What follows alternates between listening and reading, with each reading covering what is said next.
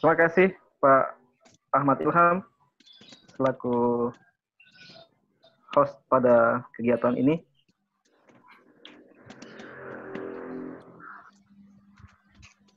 Karena waktu sudah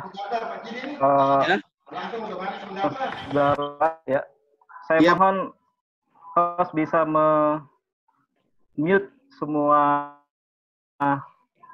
audiens yang ada di sini sebelum kita mulai. Baik. Assalamualaikum warahmatullahi wabarakatuh. Waalaikumsalam wabarakatuh. Rekan-rekan semua. Waalaikumsalam warahmatullahi wabarakatuh. Teman-teman semua, para widya suara, guru bangsa, yang pada hari ini kita akan melanjutkan seri diskusi kita yang kita namai e-sharing knowledge, agenda 3 PKP PKA. Dan pada kesempatan kali ini, kita akan menampilkan narasumber kita dengan materi substansi dan strategi pembelajaran penyusunan RKA pelayanan publik.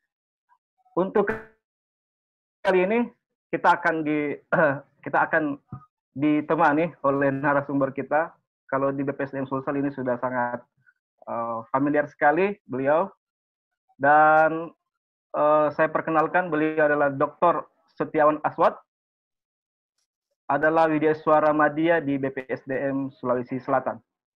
Untuk menghargai waktu dan waktunya memang sudah sampai, saya persilahkan langsung saja kepada Bapak Dr. Setiawan Aswad untuk menyampaikan materinya. Silakan Pak. Ya, makasih banyak Pak Muhammad Yasir yang bertindak selaku moderator, host yang saya hormati, Pak Ilham. Kemudian tentu saja para guru bangsa, para senior semua, Bu Wahyu, muka yang banyak saya kenal, mohon maaf juga mungkin saya tidak bisa sebut satu persatu. Kepada teman-teman yang belum sempat juga bersilaturahmi, salam kenal Bapak Ibu sekalian. Saya Setiawan Aswad. Pertama tentu saja kita mengucapkan puja dan puji syukur kehadirat Tuhan Yang Maha Esa, Tuhan Yang Maha Kasih. Tentu saja sesuai dengan keyakinan kita masing-masing, karena alhamdulillah kita diberikan kekuatan, kesempatan untuk saling ketemu bersama silaturahmi, Pak Ibu sekalian. Jadi ini saya minta maaf masuk ke ruang terlambat karena barusan juga selesai satu tadi, Pak Ibu sekalian, di ruang meeting yang lainnya. Jadi ambil break sekaligus isoma. Ternyata saya tetap Pak, orang Indonesia suka telat. Jadi mohon maaf Pak Ibu sekalian. Sewaktu saya diminta Pak Ilham ini menyampaikan, terus terang Pak, saya kalau berhadapan dengan teman-teman ini widya suara, guru bangsa, saya itu shaky Pak, gemetar Pak. Kita sama-sama banyak yang berpengalaman, banyak yang berpengetahuan lebih luas, apalagi saya ini orang yang baru diaktifkan kembali Pak, Bu. Agak lama di Dinas Pendidikan, 3 tahunan, baru beberapa bulan ini kemudian saya aktif kembali sebagai widya suara. Jadi saya pikir sebenarnya tidak harus saya di ruangan ini sebagai narasumber atau sebagai fasilitator, ada Bapak Ibu sekalian yang lebih berhak, tapi mungkin pertimbangan Pak Ilham karena saya fresh katanya Pak, barusan dari dunia realitasnya itu penyusunan RKA, baru beberapa bulan jadi disuruh menjadi narasumber. Yang saya sebenarnya lebih senang kalau memanggilnya sebagai fasilitator saja Pak, saya hanya pemantik diskusi kita bersama teman-teman sekalian, apalagi ini yang kita bahas sudah menjadi pemahaman kita bersama, kita sudah bersama-sama melalui workshopnya, kemudian juga kita sudah lama menggelutinya. Jadi kalaupun yang saya bawakan hari ini Pak hanya sekedar pemantik saja, sekedar penyegaran saja bincang-bincang kita Pak sore ini, siang ini maaf. Kemudian kalau ada beberapa elemen yang mungkin perlu kita diskusikan bersama, berdasarkan pengetahuan pengalaman saya sangat welcome Bapak Ibu sekalian untuk memberikan masukan, feedback, mohon dikurangi yang berlebihan, mohon disalahkan yang salah, mohon dibenarkan yang salah, mohon ditambahkan yang kurang Pak ya. Iya. Nah, kalau begitu saya lanjut Pak, izin share ini Pak Yasir. Silakan Pak. Silakan ya. Pak.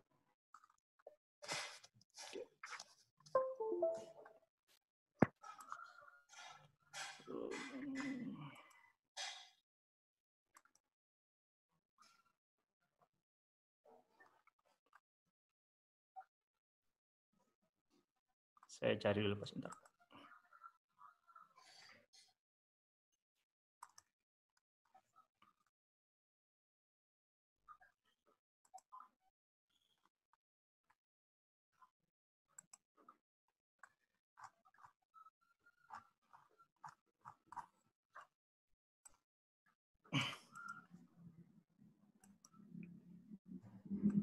Ya, Bapak Ibu sekalian, saya izin share sebentar di screen ini.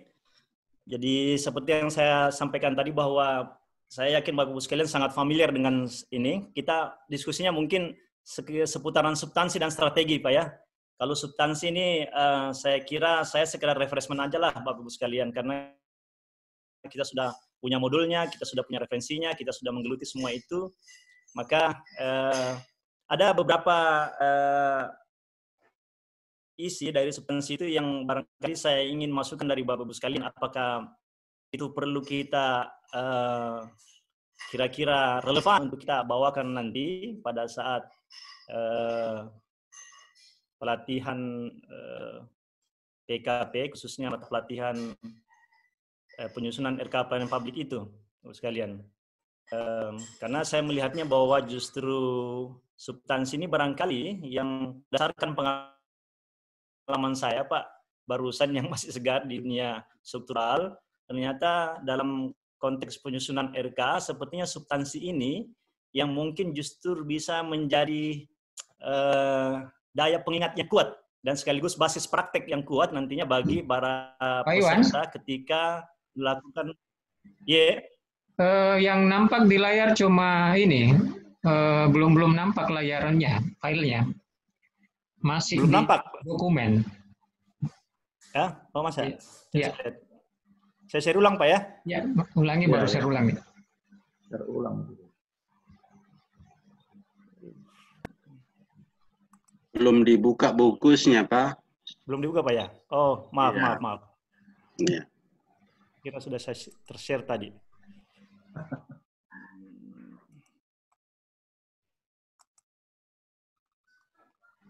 Saya stop share dulu. Saya share ulang lagi.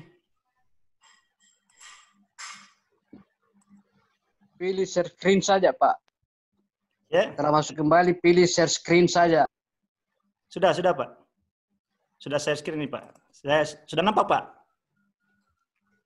Oke, nampak. Sudah kelihatan belum, Pak? Sudah kelihatan. Nampak, Pak ya? Ya. Kelihatan sekali. Sudah kelihatan, Pak? Ya. Nampak, Pak. Nampak, Pak. Ya. Oke, Pak. Iya. Ini, ya maaf tadi, Pak. Ya. Biasa, Pak. Komputer tua, Pak. Dan orangnya juga baru mulai lagi, Pak. Jadi, itu, Pak. Hari ini barangkali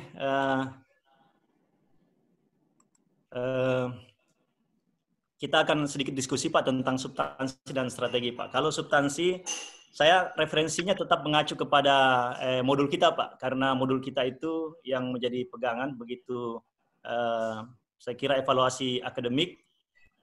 Kami kemarin di BPSDM menyepakati bahwa walaupun ada bahan ajar tambahan, maka ketika evaluasi akademik, maka rujukan kita adalah modul. Tidak bisa tidak, Pak ya. Walaupun kemarin juga Pak sebenarnya ketika saya membandingkan mata pelatihan ini dengan mata pelatihan dalam agenda yang sama,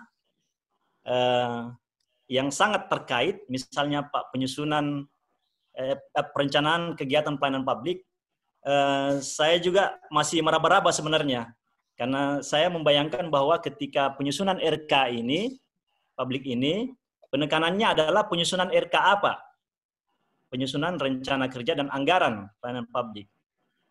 Saya membayangkannya awalnya bahwa di modul perencanaan kegiatan publik itu, apa-apa yang berada di atas penyusunan RKA itu sudah dibahas di sana. Katakanlah misalnya Pak, yang sangat terkait itu misalnya Pak ya, penyusunan rencana kerja misalnya. Nah, itu menjadi pertanyaan juga, di mana harusnya dibahas itu? Apakah di modul sebelumnya terkait dengan penyusunan kegiatan perencanaan kegiatan publik, atau di sini di RKA, Pak ya. Nah, kalau saya membandingkan dua itu masih abu-abu Pak ini. Mohon nanti saya dikoreksi Pak ya, di mana harusnya itu. Kalau kita mau membahas itu, karena ini penyusunan RKA sangat kuat Pak kaitannya dalam siklus APBD itu misalnya Pak, APBN itu juga kelihatan di mana posisinya harusnya. Saya lanjut Pak.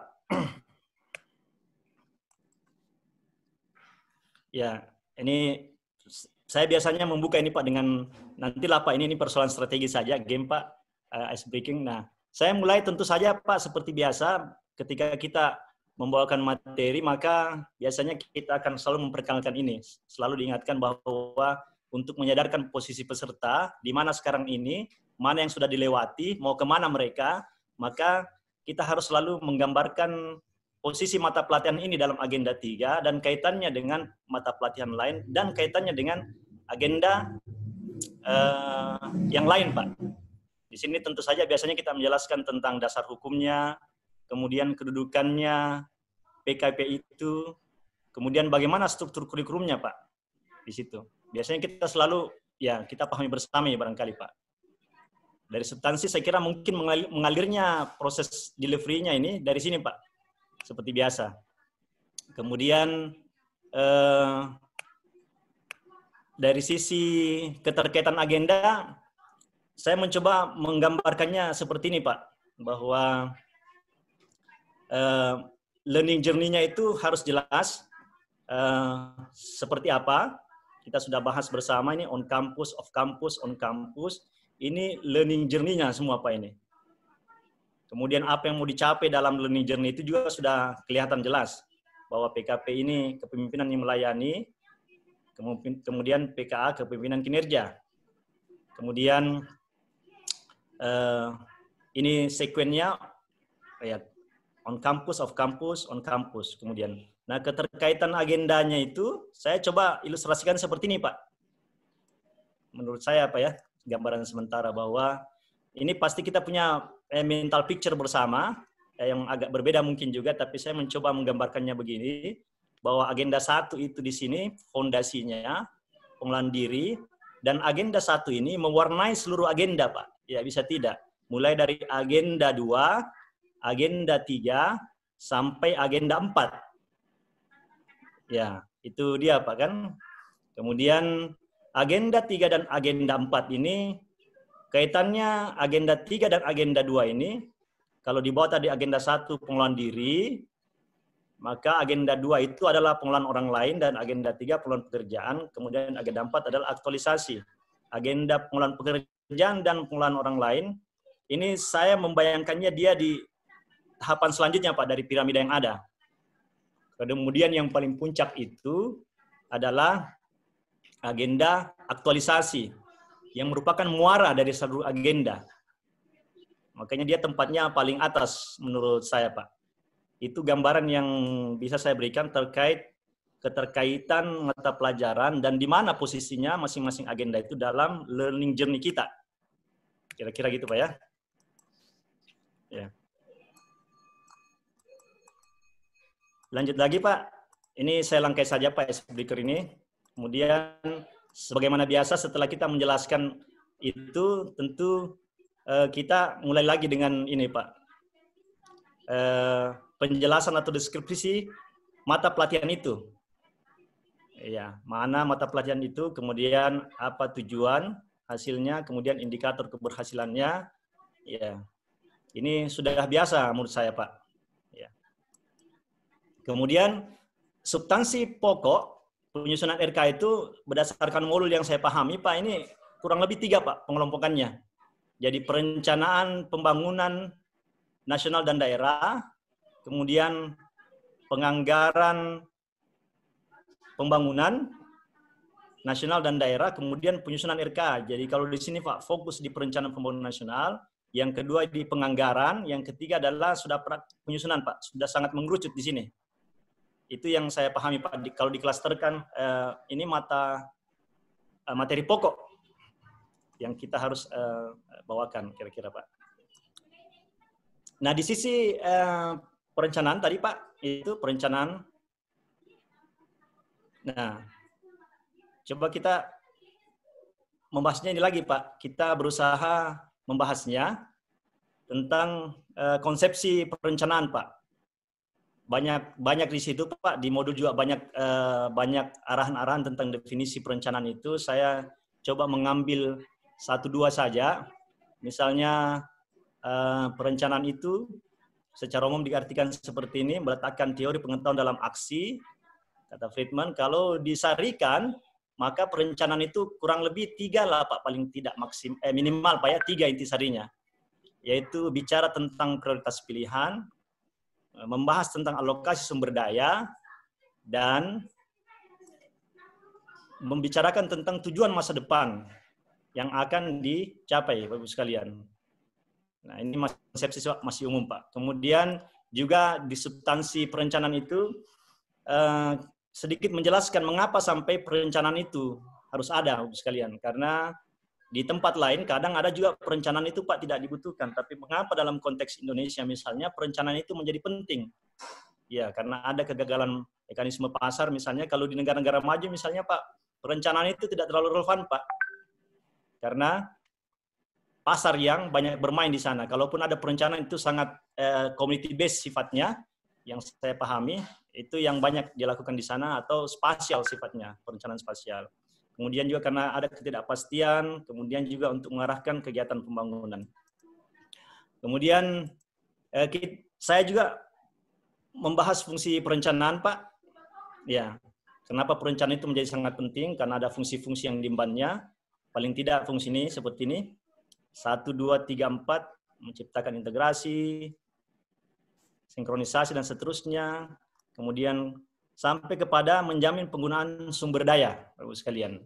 Jadi tadi fungsi perencanaan ini, menurut saya harus dijelaskan. Nah, dari umum tadi itu, Bapak-Ibu sekalian, kemudian kita secara substansi mulai sedikit mengarah kepada konteks Indonesia, Bapak-Ibu sekalian, yaitu sistem perencanaan pembangunan nasional yang kita pakai atau kita adopsi, Bapak-Ibu sekalian, berdasarkan Undang-Undang Nomor 25 Tahun 2004. Jadi sudah mulai konteks Indonesia ini kita bicarakan apa inti dari sistem perencanaan ini.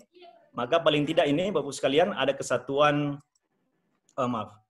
ada kesatuan tata cara perencanaan pembangunan, pusat, daerah, sektoral, regional. Di sini mulai terintegrasi. Kemudian juga bertujuan untuk menghasilkan rencana pembangunan jangka panjang, menengah, dan tahunan.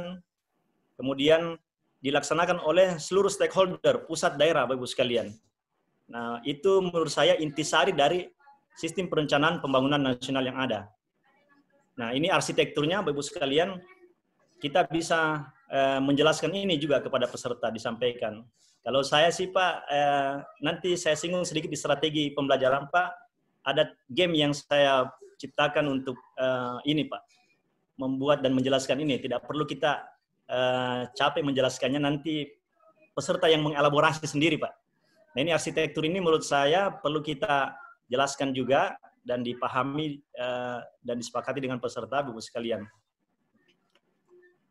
Kemudian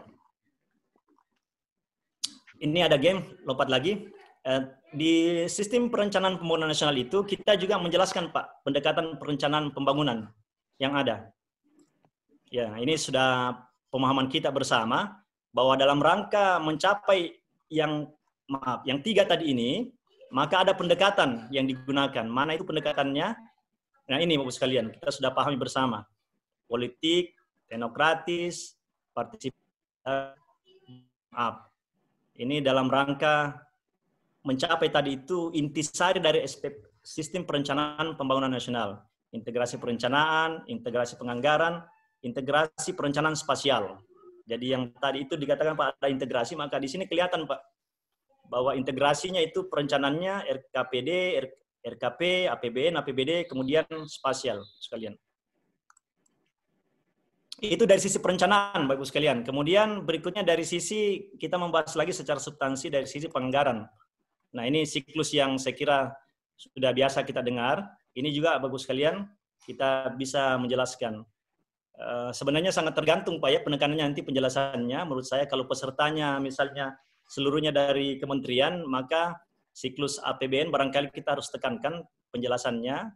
Kalau dari pemerintah daerah, maka mungkin siklus APBD nantinya yang harus akan banyak kita jelaskan, Bapak-Ibu sekalian. Ini penyusunan anggaran KL, Ibu sekalian, teman-teman, Bapak-Ibu sekalian, Widya Suara, guru bangsa yang dari kementerian sudah sangat paham dengan ini, saya kira. Ya, ini saya yang dari pemerintah daerah, Bapak sekalian, harus memberikan usaha yang lebih ekstra. Mencoba, halo? Mencoba untuk memahami ini, kemudian nanti menjelaskan. Alhamdulillah, media untuk itu sangat banyak. Dan ini yang saya kutip dari bahan tayang yang disediakan oleh Lembaga Administrasi Negara, LAN. Nah, ini APBD kita, Pak. Kalau teman-teman suara dari pemerintah daerah, BPSDM, provinsi, kabupaten kota juga mungkin ini sangat familiar dengan ini. Kita menjelaskan ini, Pak. Nah, ini banyak istilah, Pak, dalam APBD, APBN. Istilah itu beberapa LSM saya tapi tidak secara langsung, Pak. Dalam artian saya meminta mereka dulu, nanti saya tunjukkan, Pak, gamenya. Gamenya ini sangat menarik, Pak. Jadi peserta yang mencoba untuk menjelaskan diagram ini kepada peserta lainnya melalui kegiatan individu dulu, kemudian kepada floor. Kemudian nanti kita berikan penguatan materi yang ini. Lanjut ini, Pak. Kemudian ini tadi, Pak, yang ketiga. Jadi tadi itu klaster yang terakhir ini adalah klaster rencana kerja dan anggaran, RKA. Di sini konsepsi dan prakteknya, Pak, kita sudah mulai menyajikan kepada peserta. Ya, saya mulai dari sini dulu, Pak. Ini materinya memang kemarin kami siapkan untuk teman-teman di bawah instansi vertikal, Pak, Kementerian Pusat. Jadi mungkin ini saja, Pak, ya, sebagai contoh. Tapi alurnya kurang lebih sama dengan nanti misalnya kalau dari APBD, kalau teman-teman dari pemerintah kabupaten kota. Nah, di pembahasan penyusunan RK ini, Pak, saya awali dengan keterkaitan antara perencanaan dan penganggaran, Pak. Ini harus tergambar jelas di peserta.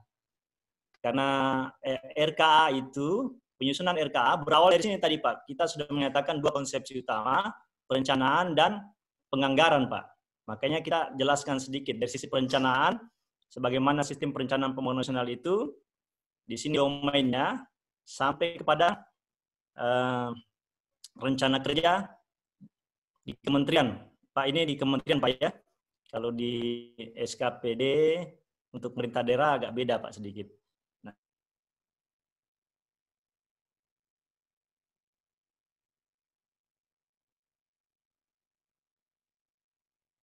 ini kemudian nanti rencana ini menjadi basis penyusunan rencana kerja anggaran kementerian dan lembaga. Nah, ini perlu ditekankan, Pak, ini.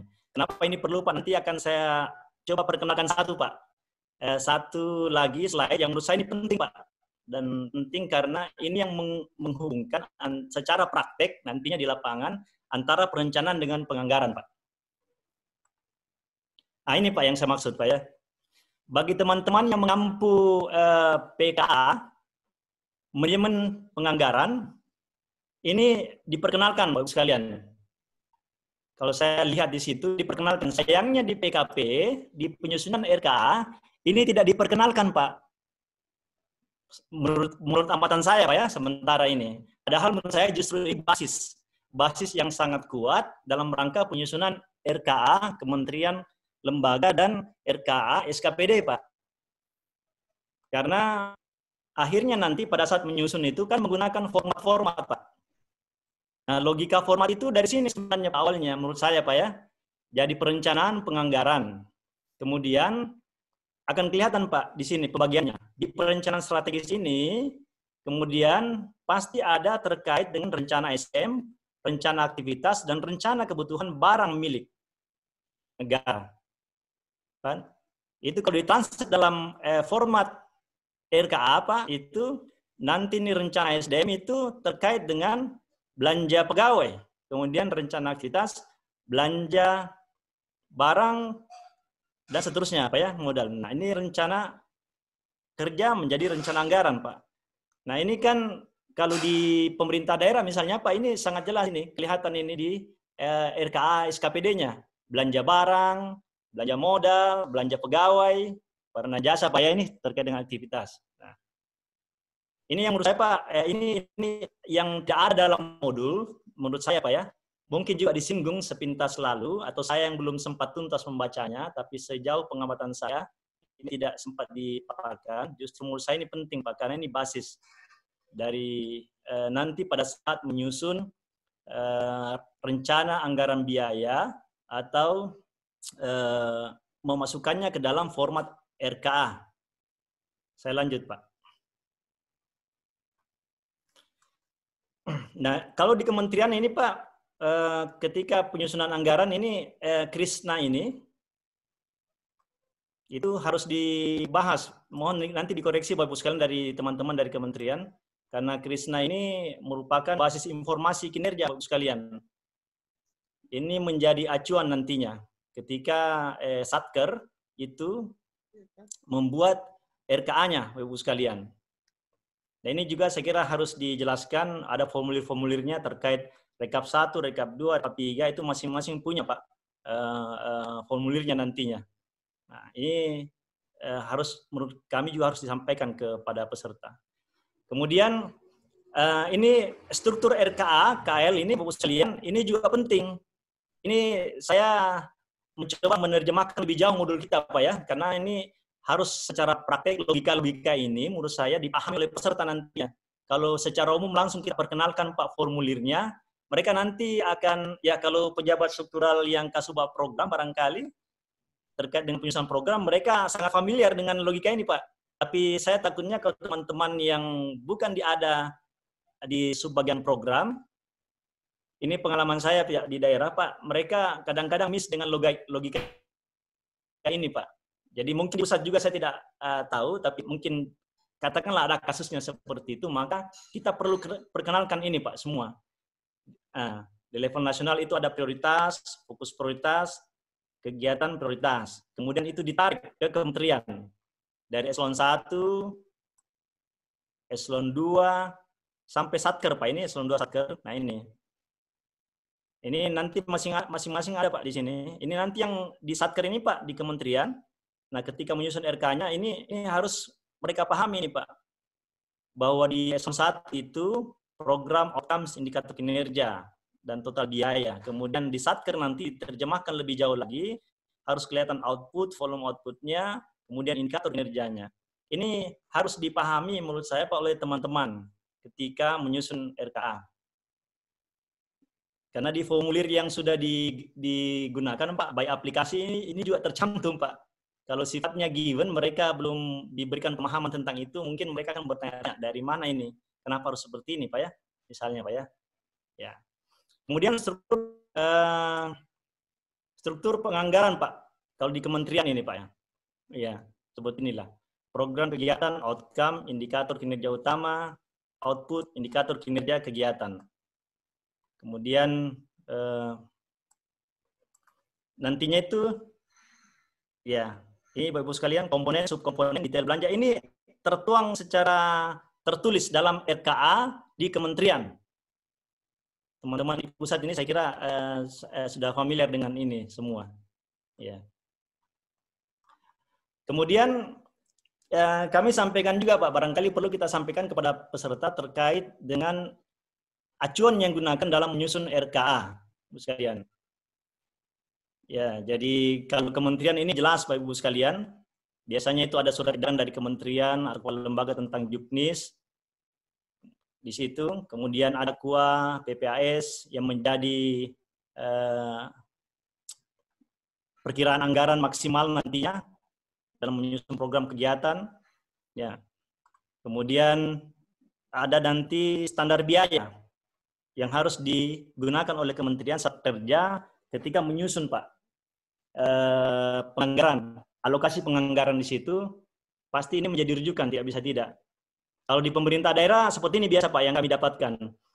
Jadi biasanya itu kepala daerah pasti menyusun pedoman tentang penyusunan RKA SKPD.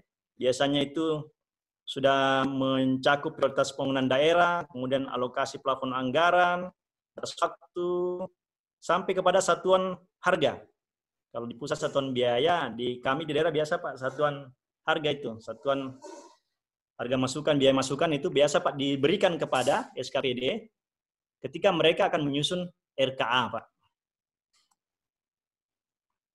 Nah ini dokumen, Pak, formulir RKA. yang menggambarkan program kegiatan yang dilaksanakan oleh kementerian dan Pemda, Pak. Di sebelah kiri ini yang di atas ini rincian kertas kerja, starter ini Bapak Ibu, ini dari kementerian. Kalau teman-teman yang di pemerintah daerah familiar pasti dengan yang satu ini. Ya, modelnya agak berbeda, Pak ya. Iya. Walaupun kemarin saya sempat disampaikan oleh teman akan ada perubahan lagi katanya ini Pak. Sepertinya yang di pemerintah daerah Pak akan berubah, bukan lagi formatnya seperti ini. Mungkin akan sedikit paralel dengan kementerian, Bapak Ibu sekalian.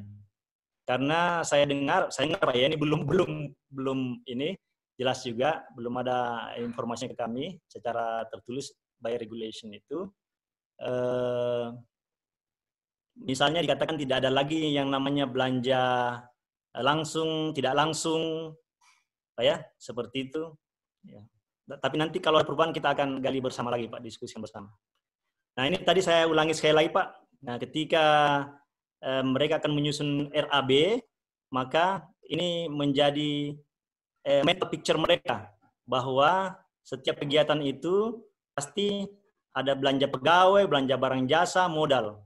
Ya, dikaitkan dengan rencana SDM-nya, rencana aktivitasnya, kemudian rencana kebutuhan barang milik daerah atau negara. Nah, ini substansi formulir Pak, Bapak Ibu sekalian. Substansi formulirnya, kalau di RKL seperti ini Pak, ada 3 formulir, teman-teman saya kira sangat familiar dengan ini. Kebetulan yang sambil contoh ini Pak, RKA, KL, Kementerian Pak. Ada juga yang SKPD, tapi itu sifatnya baku Pak, jadi saya tidak share di sini. Mungkin Bapak sekalian bisa mencari formulirnya Pak. Di modul ada kok Pak, di modul itu ada. Modul yang jadi pegangan kita ada di situ. Ini semua formulir 1 berisi apa, ini kita sampaikan ke peserta, formulir 2 berisi apa. Nah, ini makanya tadi Pak, di awal ini, semua ini kenapa formulir 1 isinya seperti ini, di awal tadi kita sudah jelaskan Pak, bahwa formulir 1 itu berisi ini kenapa, yang di atas tadi Pak ya. Nah ini Pak, di sini tadi. Itu alasannya kenapa kita menjelaskan ini. Sehingga peserta mendapatkan arahan lebih awal tentang kenapa formulir itu isinya seperti ini, 2 ini, 3 ini Pak ya. Ya. Kemudian, ini Pak, penyusunan TOR dan KAK Pak. Ini sangat penting menurut saya, Bapak sekalian. TOR dan KAK ini. Kalau di modul kita ini menurut saya Pak sepertinya tidak terlalu disinggung Pak ya. Tapi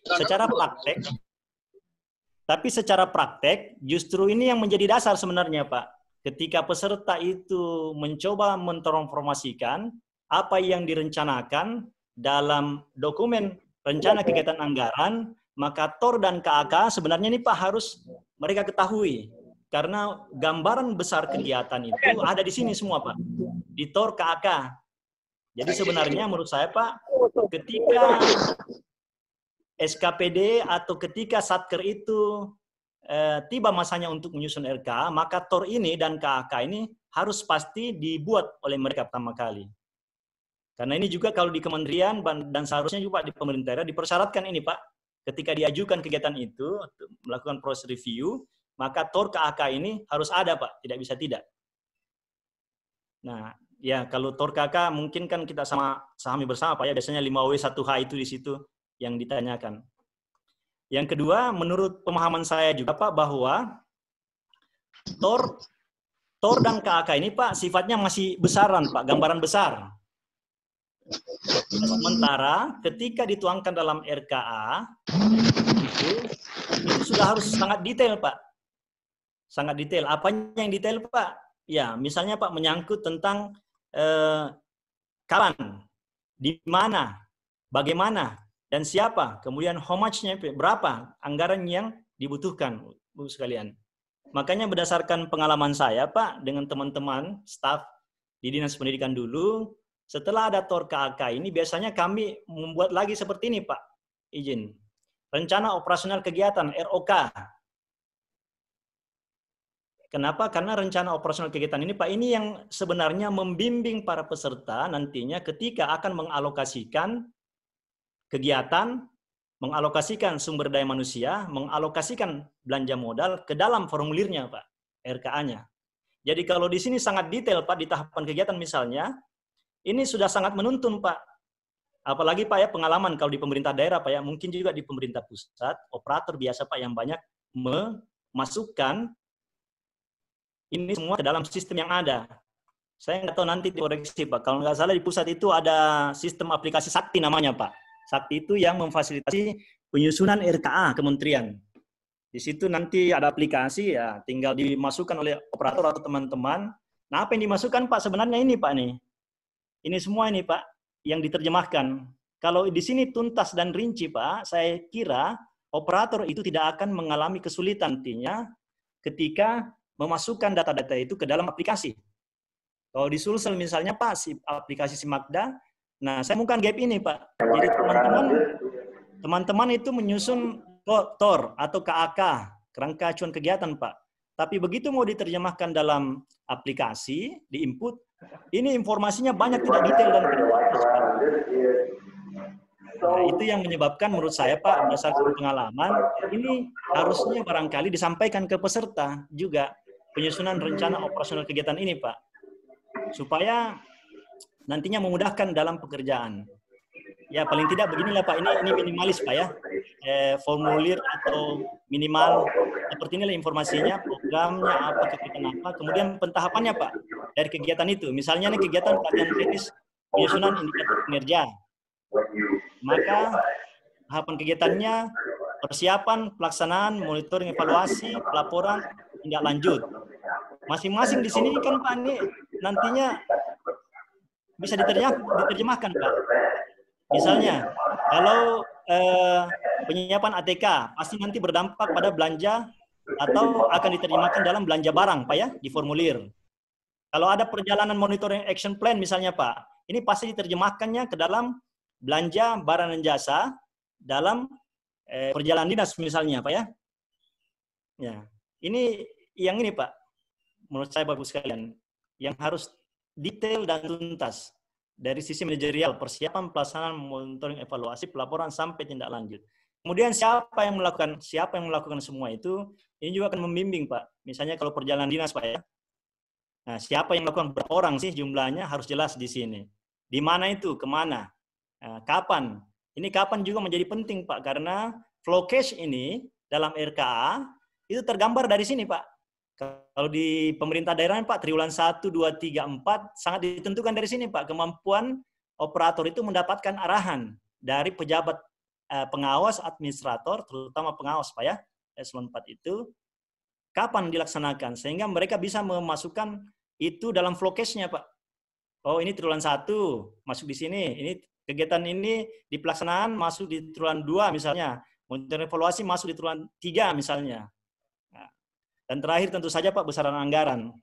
Ketika menyusun besaran anggaran, pastilah Pak, Bapak Ibu sekalian, ini mengacu kepada standar harga, standar biaya Pak ya, yang tadi saya katakan menjadi rujukan, acuan. Apa yang menjadi acuan ketika menyusun RKA itu Bapak Ibu sekalian. Nah, dari ROK ini Pak, rencana operasional kegiatan, nah teman-teman biasanya di pusat menyusun ini Pak, rencana anggaran biaya. Ini juga sudah termudahkan Pak, menurut saya Pak. Ketika kita menyusun RAB, setelah rencana operasional kegiatan tadi kita buat sangat jelas Pak di sini. Dituangkannya ke sini pun akan sangat mudah jadinya. Mana yang masuk sub output, komponen, subkomponen, sampai detail belanjanya kan pasti kelihatan tadi Pak dari rencana operasional kegiatan tadi itu Pak. Kita bisa memperkirakan semua itu. Nah ini barangkali RAB Pak. Selanjutnya ketika sudah disusun tadi Pak RAB-nya, kemudian ROK-nya itu Bapak Ibu sekalian, nah mereka pasti akan masuk ke aplikasi Bapak Ibu sekalian. Sampai di sini kan aplikasi sudah sangat diserahkan kepada peserta nih Bapak Ibu sekalian. Karena pemerintah pusat punya aplikasi yang berbeda, kemudian pemerintah daerah juga punya aplikasinya masing-masing. Walaupun dengan format yang sama saya kira. Nah, tetapi adanya tadi ROK dan rencana anggaran biaya itu, menurut saya, Bapak sekalian, itu akan sangat membantu pejabat, peserta, pejabat pengawas atau operator nantinya dalam menginput di aplikasi, Bapak sekalian. Nah, saya kira itu terkait substansi, Bapak Ibu sekalian. Substansi yang barangkali menurut saya kita bisa bawakan nanti di materi penyusunan RKA. Kemudian selanjutnya barangkali izin Pak saya masuk ke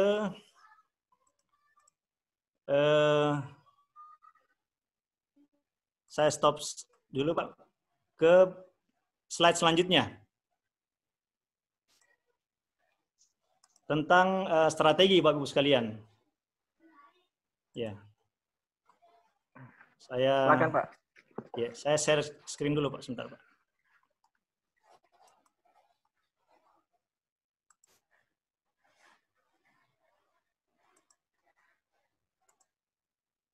Kelihatan Pak ya? Izin Pak. Pak Yasir. Iya, kelihatan Pak. Pak, ya? Kelihatan. Oke Pak. Tinggal di slide show saja. Iya Pak. Oke Pak. Selanjutnya Pak, terkait dengan strategi pembelajaran Bapak Ibu sekalian. Wah, kalau ini saya yakin dah Bapak Ibu sekalian banyak strateginya.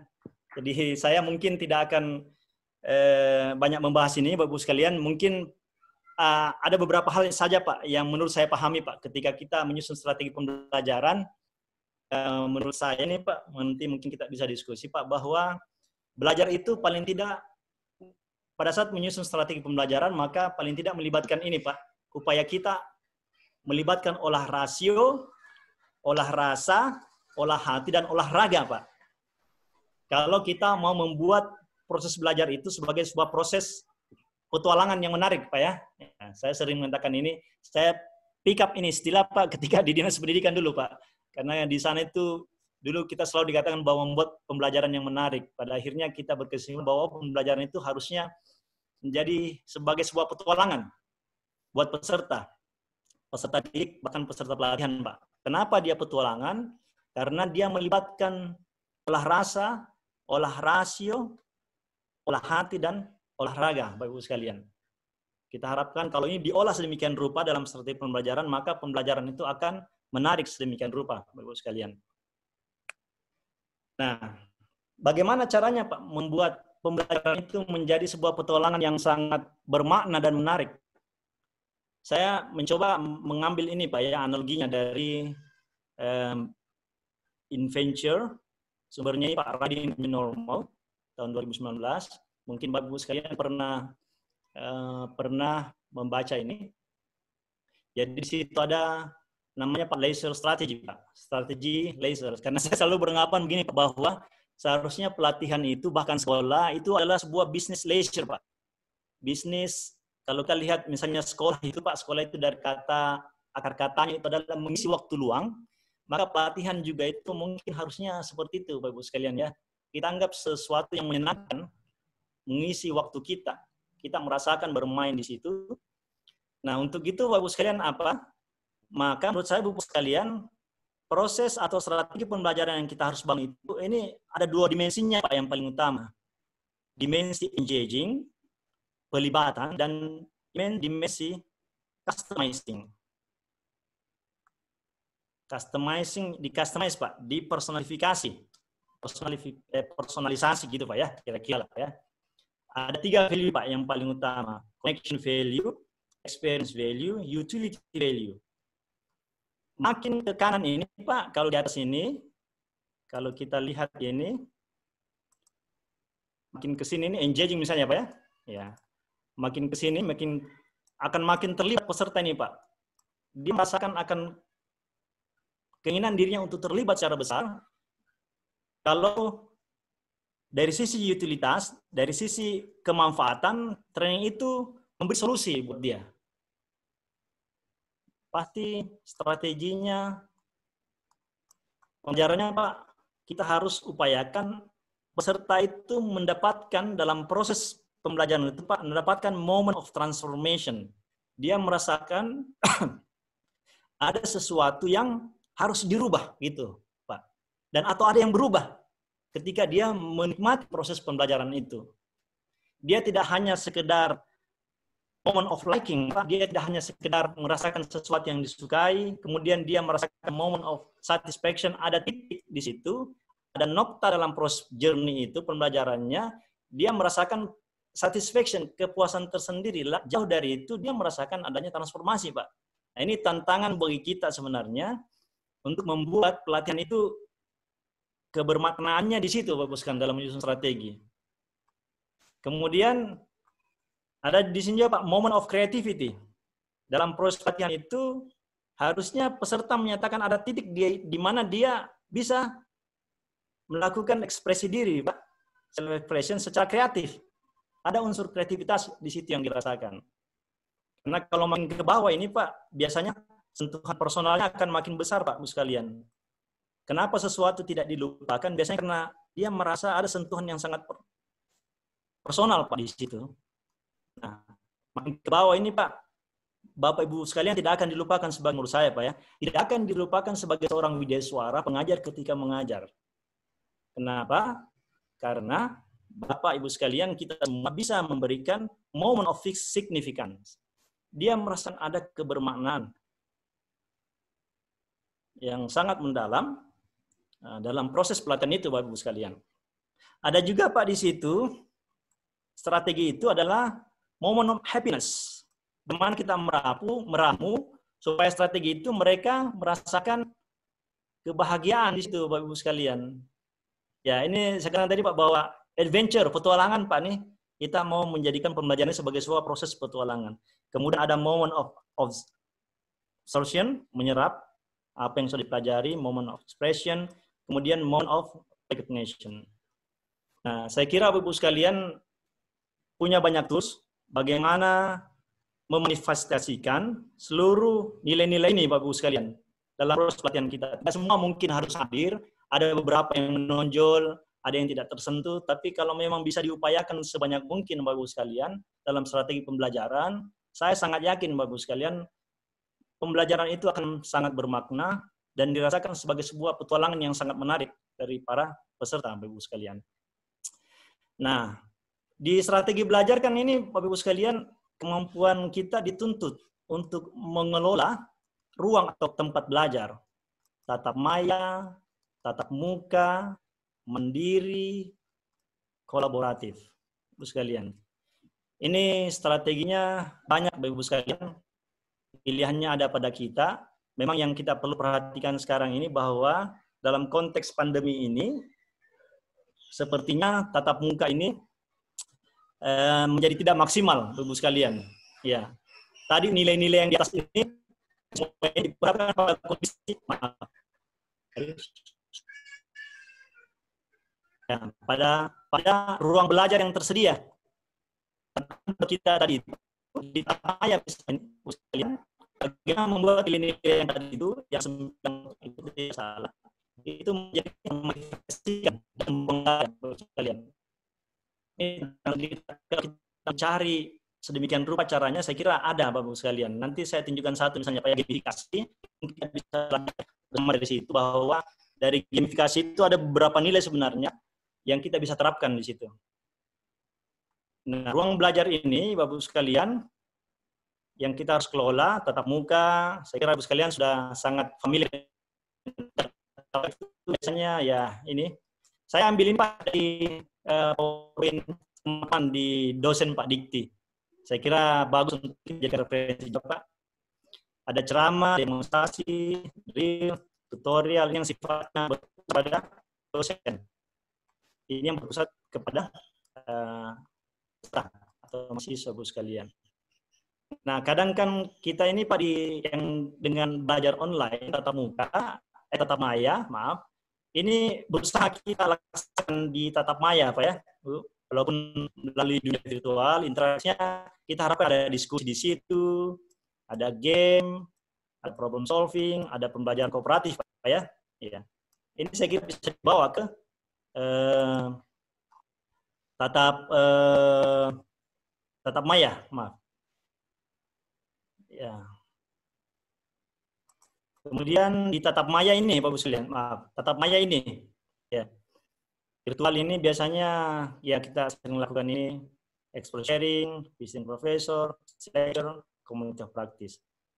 Kemudian di personal ini Bu sekalian, belajar mandiri ini sifatnya sekalian ya. Tidak ada interaksi tapi kita biarkan ada mungkin strategi pembelajaran yang dimunculkan sehingga peserta bisa belajar secara mandiri. Kemudian kolaboratif sekalian. Ini interaksi. Ini yang berlangsung di dunia maya, Bapak sekalian. Online sifatnya. Ini semua ruang-ruang belajar ini yang coba kita kelola demikian rupa, Bapak sekalian ya. Kita kelola sedemikian rupa dalam strategi pembelajaran, sehingga kalau kita melihat Ibu sekalian ini, kalau pendekatan-pendekatan yang dilakukan sekarang, misalnya online, offline, Bapak sekalian, ya, kalau online ini di ruang belajar 3-4 ini, yang sifatnya online ini, Bapak sekalian. Di sini tadi mandiri, kemudian di sini kolaboratif. Nah, di ruang belajar saat ini yang tatap muka, online, kemudian di sini ada juga yang dilakukan Pak, secara proses dialog, sharing, tatap muka di sini. Ini semua banyak jenisnya Pak ini, yang kita bisa adopsi, misalnya.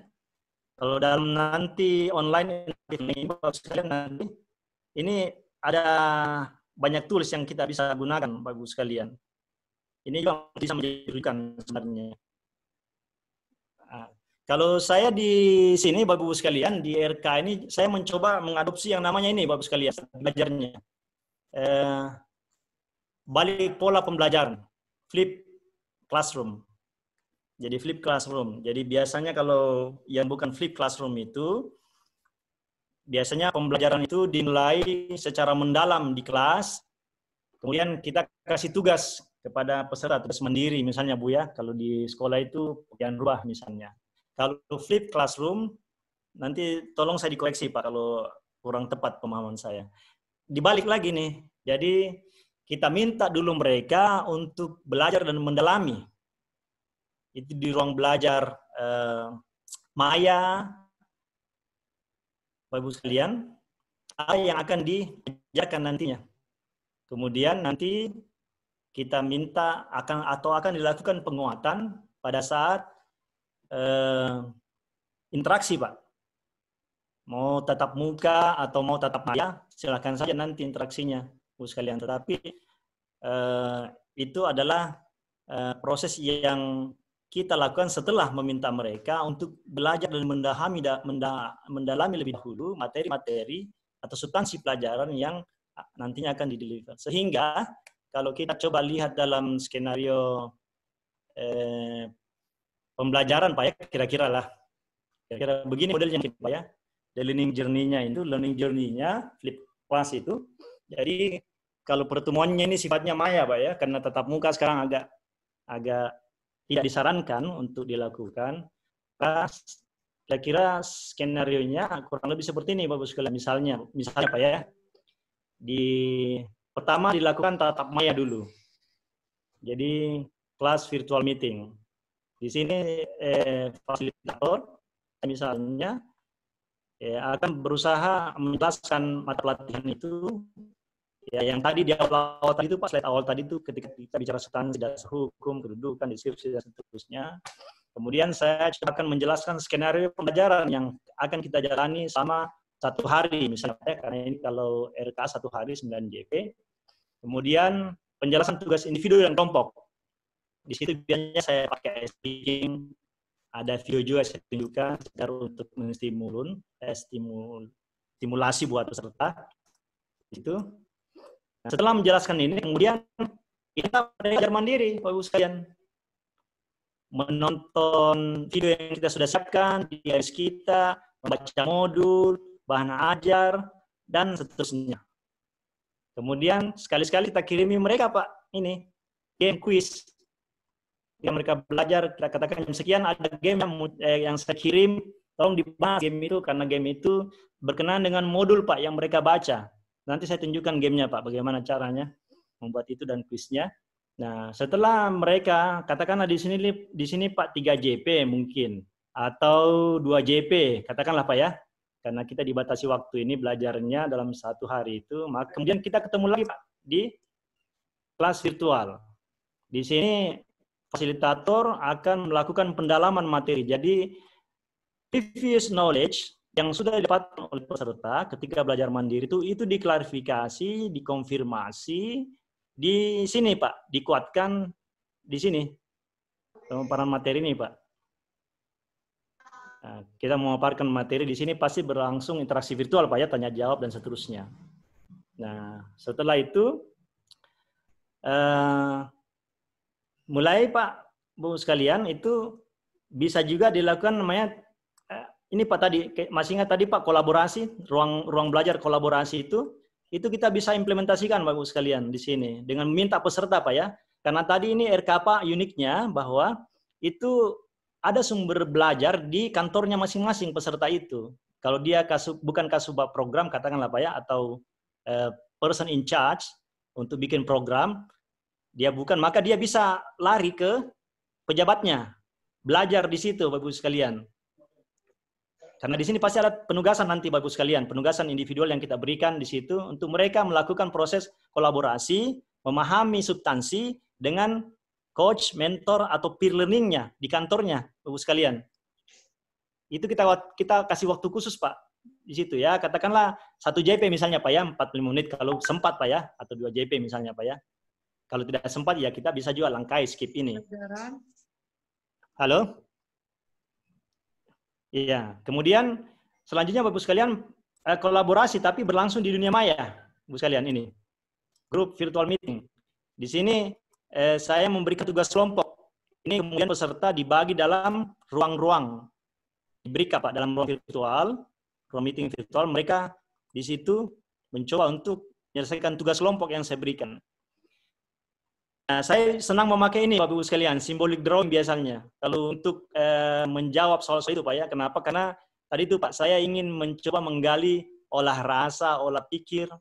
Di sini Pak, dengan olah fisik Pak ya, misalnya di symbolic drawing ini Pak. Jadi di sini ada aktivitas kelompok yang dilakukan secara maya.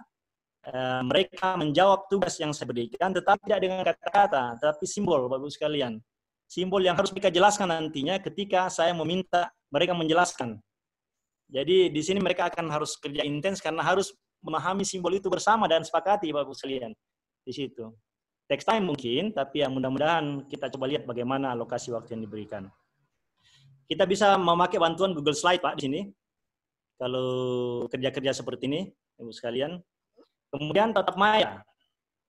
Selanjutnya, setelah mereka kerja kelompok, kemudian grup report di sini, mereka masuk ke dalam ruang virtual class. Kalau tadi kelompok tabung lagi, di sini mereka memaparkan hasil kerja kelompoknya, Bapak-Ibu sekalian. Di situ ada ice breaking dan ada gamifikasi, Pak. Sekalian yang bisa diberikan kepada mereka untuk mengerjakan tugas-tugas kelompok itu juga. Kemudian terakhir adalah mandiri, Bapak-Ibu sekalian. Biasanya kemarin kalau tidak salah ada arahan ketika Ibu Eni menyampaikan bahwa diupayakan learning journal ini diselesaikan pada saat alokasi waktu mata pelatihan yang bersangkutan, tidak mengambil tempat di mata pelajaran lainnya atau katakanlah malam Pak ya, ketika mereka akan istirahat dalam masa pandemi ini misalnya. Ya, ini aktualisasi Pak dari flip class yang tadi saya bahas di atas, kemudian coba juga mengintegrasikan semua nilai-nilai yang tadi 9 kotak itu, di mana mereka merasakan moment of satisfaction-nya, di mana mereka menyatakan moment of creativity-nya, mereka bisa menyatakan moment of satisfaction-nya Pak, yang tadi itu. Di sini kita olah semua Pak kira-kira, di dalam pelibatan tools nantinya juga yang kita akan gunakan. Nah ini LMS Pak yang kami gunakan di Sulsel ini, kami alhamdulillah Pak sudah punya LMS ini. Jadi ketika pembelajaran mandiri, mereka bisa mendownload semua di sini Pak, materinya, videonya, modulnya, bahan ajarnya. Saya yakin juga teman-teman di kementerian yang lain dan teman daerah yang lain juga sudah punya LMS-nya. Jadi sangat membantu mereka. Di sini di LMS kami juga Pak sudah terintegrasi dengan pertemuan virtual, video conference. Mereka tidak perlu lagi keluar ke Zoom.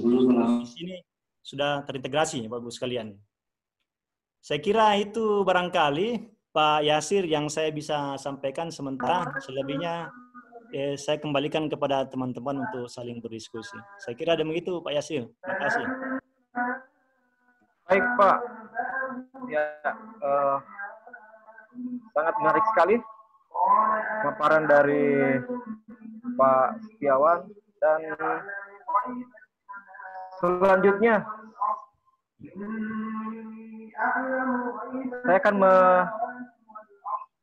mempersilahkan rekan-rekan yang ingin bertanya, boleh menuliskan di chat box-nya ataupun juga raise hand, ya. Bisa langsung saya silahkan untuk berbicara atau bisa dituliskan di chat box, akan saya bacakan. Silahkan Bapak Ibu. Sambil menunggu pertanyaan lain Pak Iwan, saya ingin sampaikan ada beberapa yang menyampaikan di chat box. Itu adalah misalnya ada dari Pak Muhammad Nasir, ya. Ini beliau mengatakan mungkin perlu diperhatikan PP 12 tahun 2019 karena ada beberapa perubahan dari belanja langsung dan belanja tidak langsung menjadi belanja operasi, belanja modal, belanja tak terduga, dan belanja transfer. Mohon diberikan pencerahan untuk yang ini. Silakan Pak.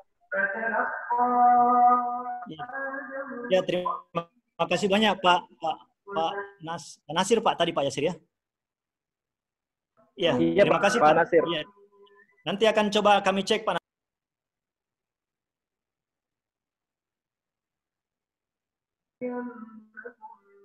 Iwan lagi mood. Bagaimana Pak? Oke, lanjut Pak.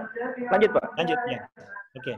Iya betul Bapak tadi Pak Nasir, bahwa tantangannya memang di agenda 3 ini sangat teknis Pak. Intinya bahkan pelatihan kepemimpinan itu ada di agenda 3 Pak ya, kalau boleh saya katakan seperti itu. Jadi memang kita di sini diminta dituntut untuk menguasai regulasi yang ada. Terima kasih Pak, kami akan catat itu Pak, dan kami akan coba. Karena yang Bapak bilang tadi itu betul sekali Pak. Karena begitu tadi saya di diagram yang saya perlihatkan Pak, keterkaitan antara perencanaan dengan penganggaran, di situ pasti menyertai seluruh aturan yang ada Pak. Ketika itu dimasukkan ke dalam belanja modal, nah itu yang mana saja Pak. Karena kalau kita salah memahami, memberikan arahan ke peserta, maka mereka pasti akan salah memasukkan nanti Pak di rekeningnya, di akun-akunnya Pak ya, ketika dituangkan dalam formulir nantinya. Itu menjadi persoalan tersendiri Pak ya. Di pemerintah daerah misalnya Pak, ini kadang-kadang kita tidak bisa melakukan karena tidak se-fleksibel teman-teman dari kementerian. Kalau boleh saya mengambil kesimpulan sementara seperti itu Pak, bahwa setelah saya membandingkan antar kementerian, RKA kementerian dengan RKA SKPD, ini RKA SKPD ini agak rigid Pak, Bapak sekalian. Jadi perpindahan belanja saja, detail belanja dari akun belanja modal, belanja barang jasa itu tidak sembarang digeser kanan kiri, Bapak sekalian, harus ketok DPR misalnya. Perubahan detail belanja juga itu pun, uraian belanja juga harus sepersetujuan ketua TAPD, Tim Pelanggaran Daerah itu.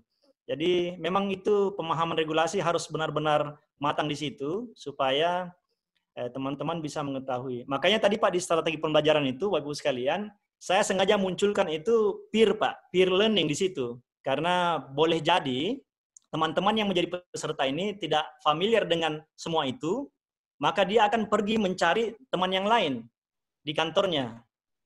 Mengklarifikasi itu Pak, yang mana sih yang dikatakan ini belanja modal, yang mana belanja barang dan seterusnya, secara detail itu akunnya yang mana ya dalam aplikasi.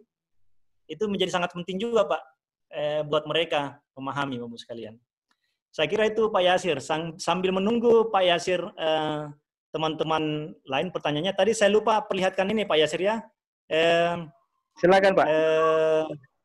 Saya lupa perlihatkan game Pak, game yang kita bisa gunakan Pak. Karena saya katakan tadi Pak bahwa menariknya di penyusunan RK ini Bapak sekalian, substansinya itu banyak yang sangat padat pertama. Yang kedua, kita diminta untuk menyampaikan itu ke peserta. Di satu sisi, peserta ini kemungkinan besar Bapak sekalian, mereka sudah mengetahui itu juga. Kita harus akui itu. Jadi misalnya sebuah program misalnya Pak, mereka itu juga sudah banyak memiliki pemahaman. Maka bagaimana caranya mengukurnya itu? Maka kalau saya Bapak sekalian, ini saya gunakan game ini, di samping mereka bisa belajar sendiri untuk menjelaskan nanti, menjelaskan atau memahami apa yang konsep yang ada dalam misalnya APBD, APBN itu dengan cara game, Bapak sekalian ya. Ini ada yang share screen, Pak Yasir. Saya belum share screen ini. Oke, saya share screen Pak Yasir ya. Ini ada yang dari Bali itu, yang share screen. Iya. Saya perlihatkan dulu Pak Yasir ya. Sudah saya matikan. Lanjut Pak, lanjut. Oh, silakan Pak. Oke Pak. Lanjut Pak ya. Oke, saya coba share screen dulu Pak Yasir. Mana tadi itu?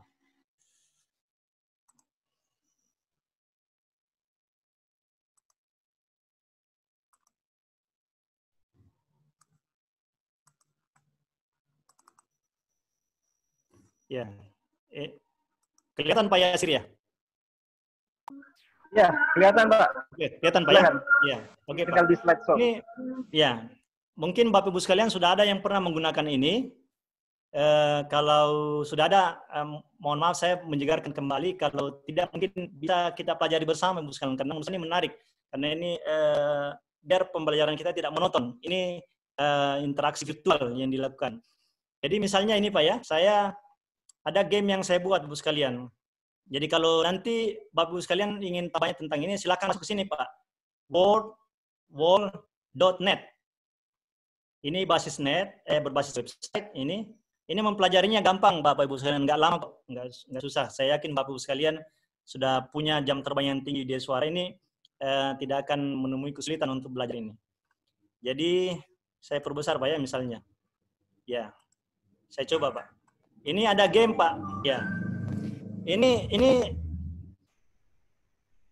di materi saya Bapak sekalian tadi saya perkenalkan ada namanya Pak hierarki kinerja. Hierarki kinerja itu menurut saya perlu diperkenalkan kepada peserta karena begini Bapak sekalian. Biasanya di kementerian atau di pemerintah daerah pada saat menyusun RK itu dimungkinkan ada ruang untuk melakukan inisiatif kegiatan baru Bapak sekalian. Nah, itu kalau di pusat itu harus dikonsultasikan dulu ke DPR tentang kegiatan baru itu. Kalau di daerah juga seperti itu Bapak sekalian. Nah, ini ketika kita melakukan inisiasi terhadap kegiatan baru, maka peserta harus bisa memahami Bapak sekalian itu kegiatan yang diusulkan itu kemana arahnya.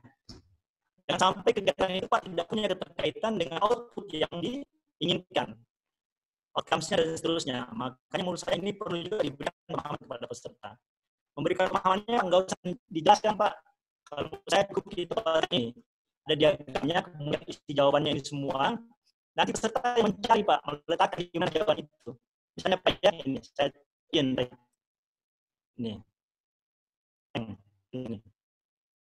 Ini peserta sendiri yang ini nantinya. Ini sifatnya online, mereka lakukan di depan layarnya masing-masing. Kita monitor layar kita. Nah, mereka isi jawabannya semua dengan menggunakan ini kanan kiri. Ini banyak modelnya Pak, di sini ada diagram, ada roda, ada kartu, dan semacamnya. Jadi peserta ini seperti main game Pak. Ini biar mereka tidak bosan. Ya. Mudah-mudahan mereka lincah bermain mouse. Bisalah menggunakan mouse Bapak Ibu ya. Nah, mereka bisa lakukan ini. Nah, setelah itu kita submit tank. Nah, jawabannya Pak kelihatan kanan kiri, benar, salah, tidak. Ya. Kemudian ya. Nah, oh ternyata tidak jawab benar Pak misalnya. Peserta bisa ulangi lagi. Ya. Ulangi lagi itu Pak misalnya. Ya. Dan seterusnya gitu Pak. Game. Ada juga yang lain Pak, misalnya tadi itu saya ambil ini Pak ya. Ini mencocokkan Pak. Jadi kalau tadi itu diagramnya ditarik garis, sekarang ini misalnya mencocokkan. Ya.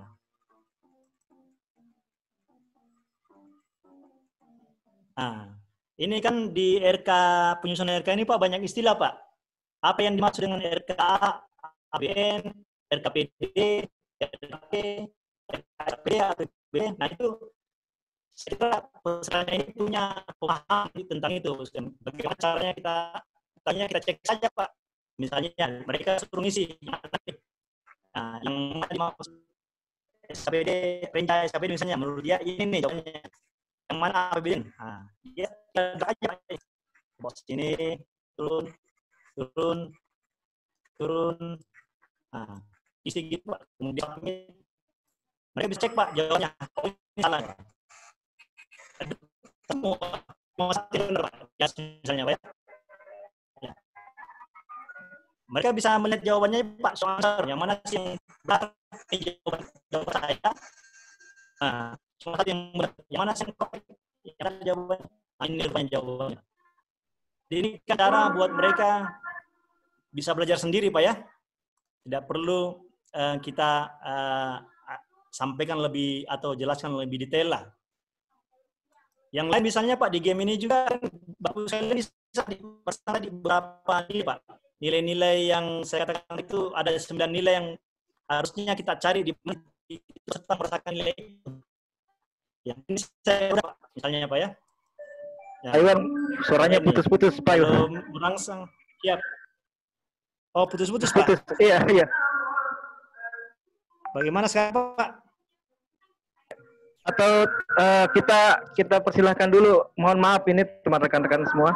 Pak Iwan, ada Pak Kaban mau bicara sebentar ini. Kebetulan sudah siap. ready di jaringan ini. Silakan siap. Pak Sekban, Pak Kaban ya, Pak Dek, Pak. Silakan.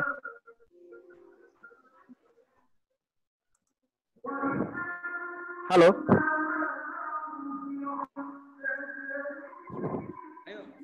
Silakan. Waalaikumsalam Pak, silakan. Screen-nya Pak Iwan, share screen-nya. Tadinya Pak Kaban yang mau memberikan pengarahan juga terhadap kegiatan ini, tapi berhubung kesehatannya agak terganggu, maka beliau menyampaikan kepada saya untuk mewakili. Tentu di dalam kegiatan ini, di dalam substansi dan strategi pembelajaran penyusunan RKA pelayanan publik, tentu kegiatan sharing ini kita menginginkan bahwa apa sehingga peserta itu dapat lebih termotivasi atau terangsang untuk melakukan pembelajaran.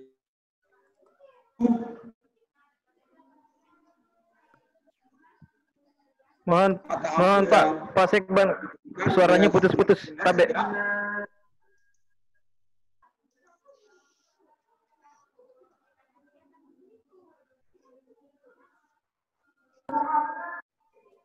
Mohon izin Pak Moha, tolong diperbaiki jaringannya Pak Sekban, Tabe, Pak Moha.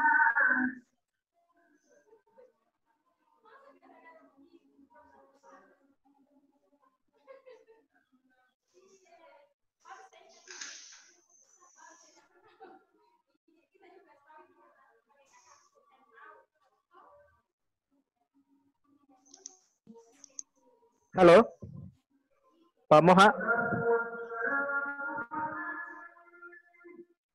Bagaimana? Pak Sekban masih ada di room ini, Tabe?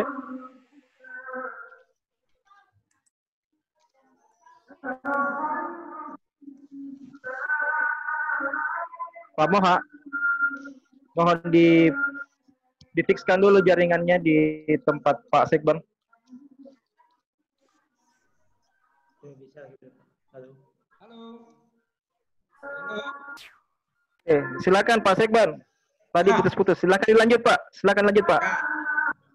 Kita bersyukur dengan adanya kegiatan yang dilaksanakan ini, yang setidaknya memberikan penguatan substansi terhadap bagaimana WI itu dalam mendelivery atau mengirimkan mata ampuh, memberikan pelajarannya, menjelaskan materi secara detail, apalagi sekarang dengan adanya substansi strategi pembelajaran ini juga dibarengi dengan adanya permainan game.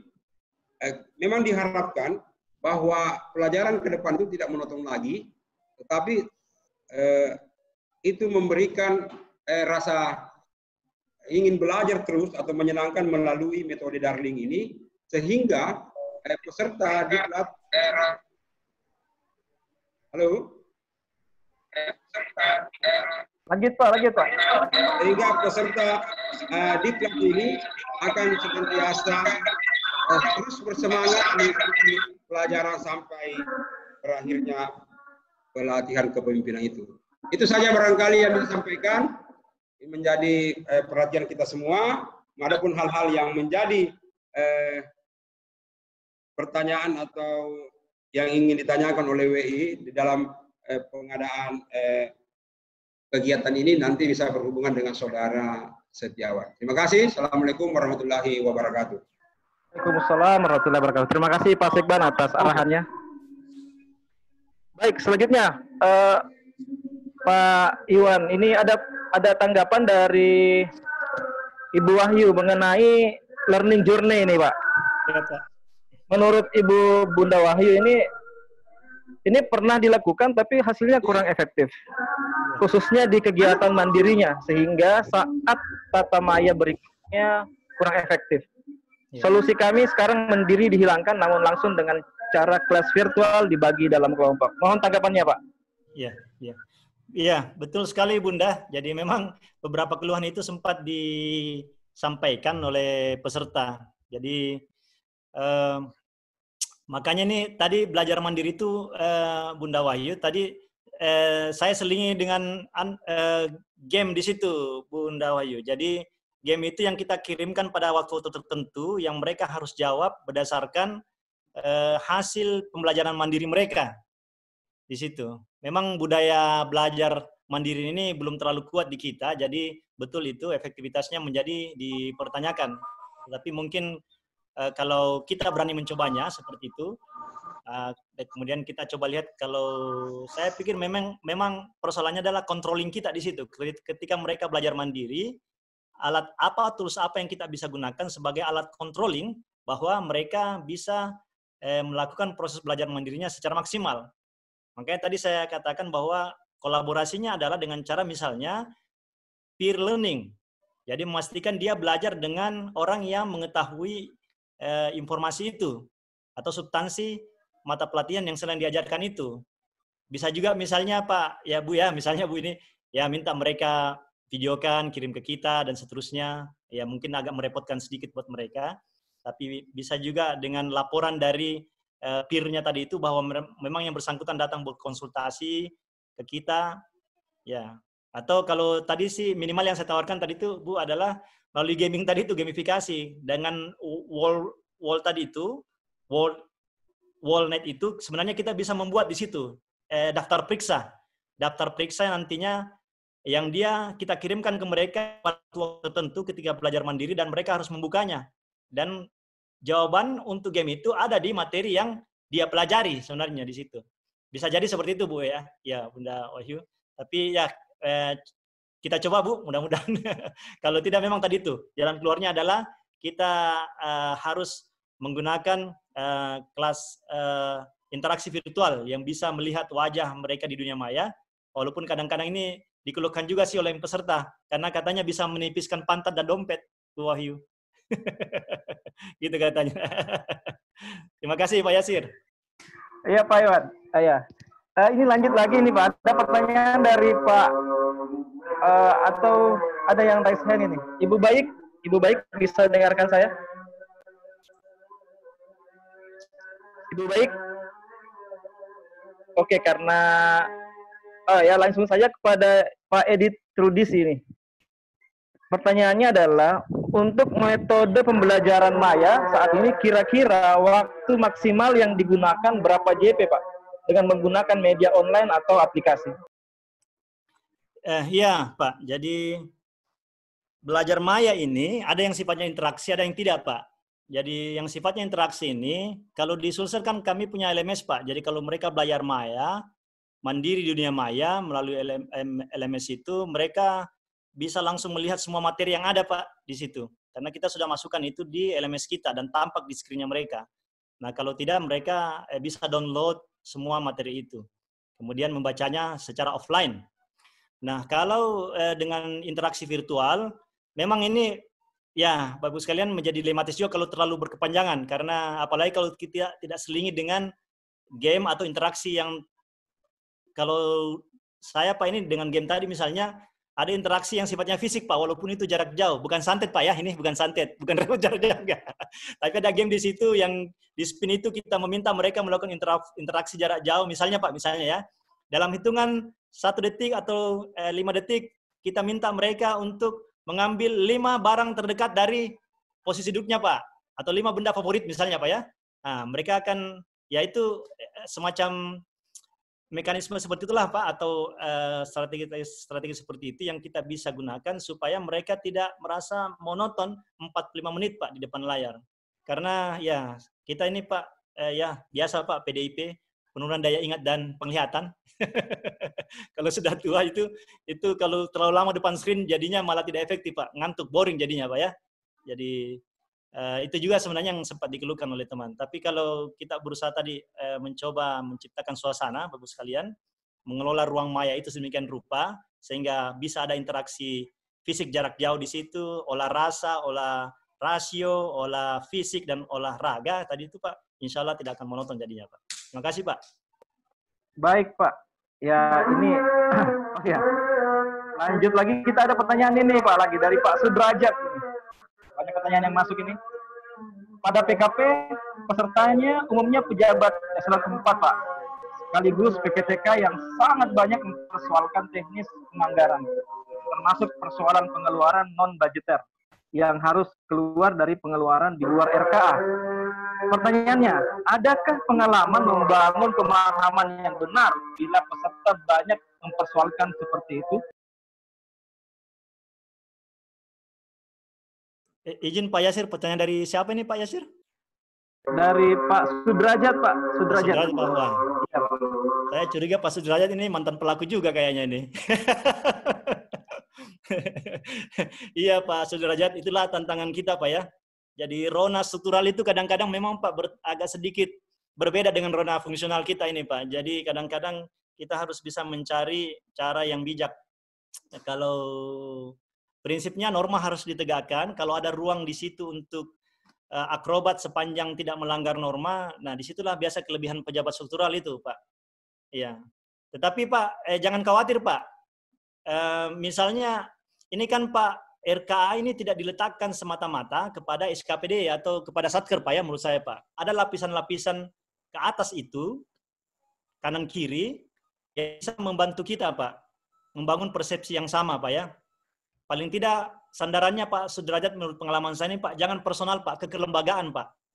Karena kita menghindari resiko. Nah kan kita ini Pak ada di PKP itu Pak, atau di PKA ya Pak, manajemen risiko itu Pak, atau pengendalian mutu Pak ya, itu. Ini juga perlu Pak diperhatikan. Nah dalam konteks penyusunan RKA ini Pak, dalam rangka pengendalian mutu ini Pak, ini perlu diperjelas juga Pak, perlu diberikan pemahaman kepada peserta. Karena PKP ini Pak, intinya adalah pengendalian mutu pekerjaan kalau tidak salah Pak ya, di situ. Nah ini bagaimana mengendalikan mutu itu, nah tadi itu diskusinya diperhadapkan kepada yang Pak Sudrajat tadi katakan Pak, ada ruang-ruang di mana yang itu bisa mengganggu mutu, atau bisa meningkatkan mutu malah, barangkali Pak Sudrajat kalau itu dilakukan. Nah ini harus ada konsultasi Pak, ada aparat di situ, ada atasan, ada bawahan kita Pak, kemudian ada juga nanti review dari aparat pengawas internal Pak, itu semua nantinya yang bisa mengoreksi sesuatu yang menurut saya Pak agak bias dari norma yang ada Pak Sudrajat. Saya kira itu jawaban sangat terbatas dari saya Pak. Mungkin saya manajemen risiko saya kurang bagus Pak Sudrajat. Terima kasih Pak. Tapi saya boleh sedikit itu ya, kasih apa namanya itu ya, berbagi sedikit. Mohon saran Pak, mohon.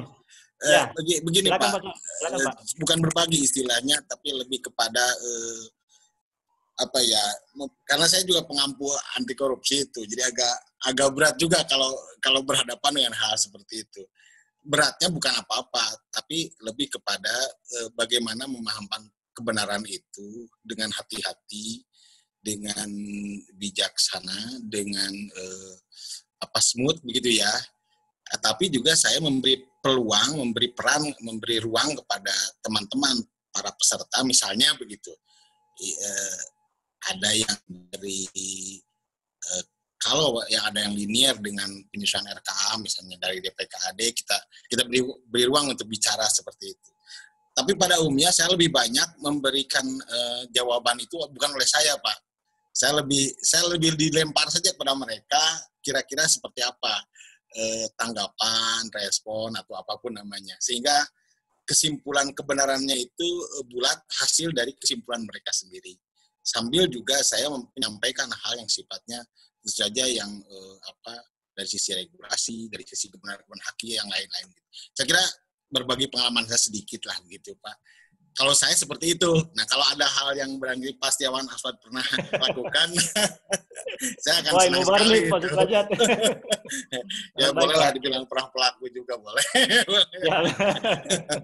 Terima kasih Pak Setiawan, terima kasih. Terima kasih untuk semua.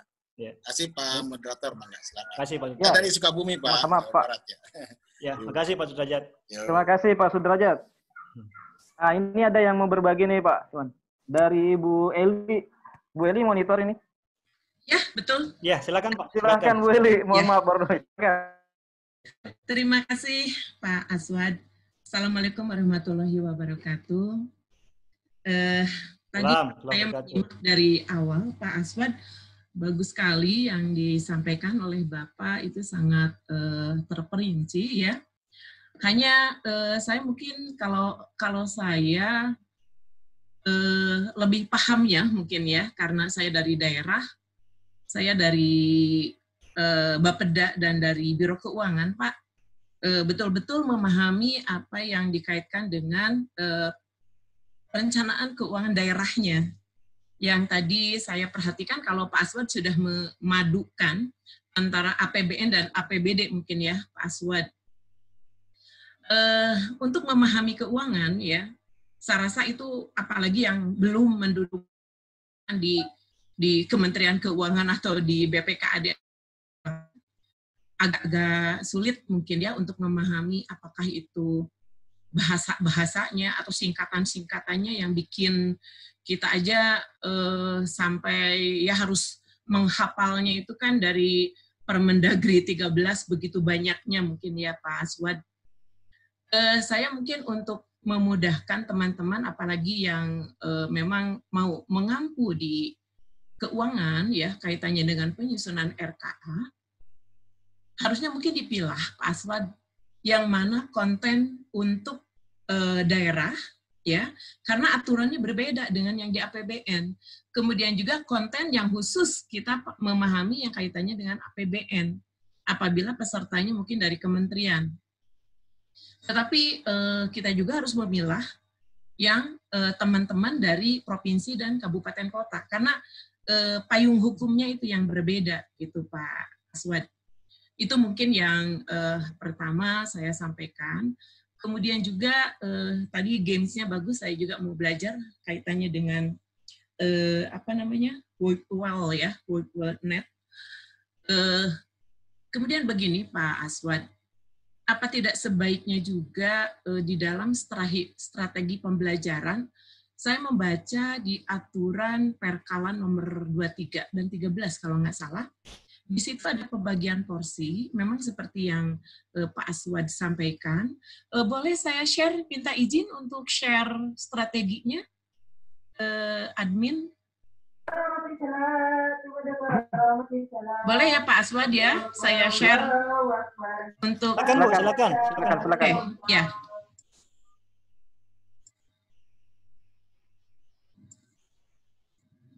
Ini saya punya bahan juga yang kaitannya dengan penyusunan RKA pelayanan publik. Nah, ini di metode distance learning-nya, saya membuat seperti ini mungkin ya Pak Aswad. Sebentar, oke, biar kelihatan. Nah, kalau tidak salah, untuk RKA ini kan 9 JP ya Pak ya. 9 JP itu saya bagi ini malahan per waktunya, berarti kan 3 sesi.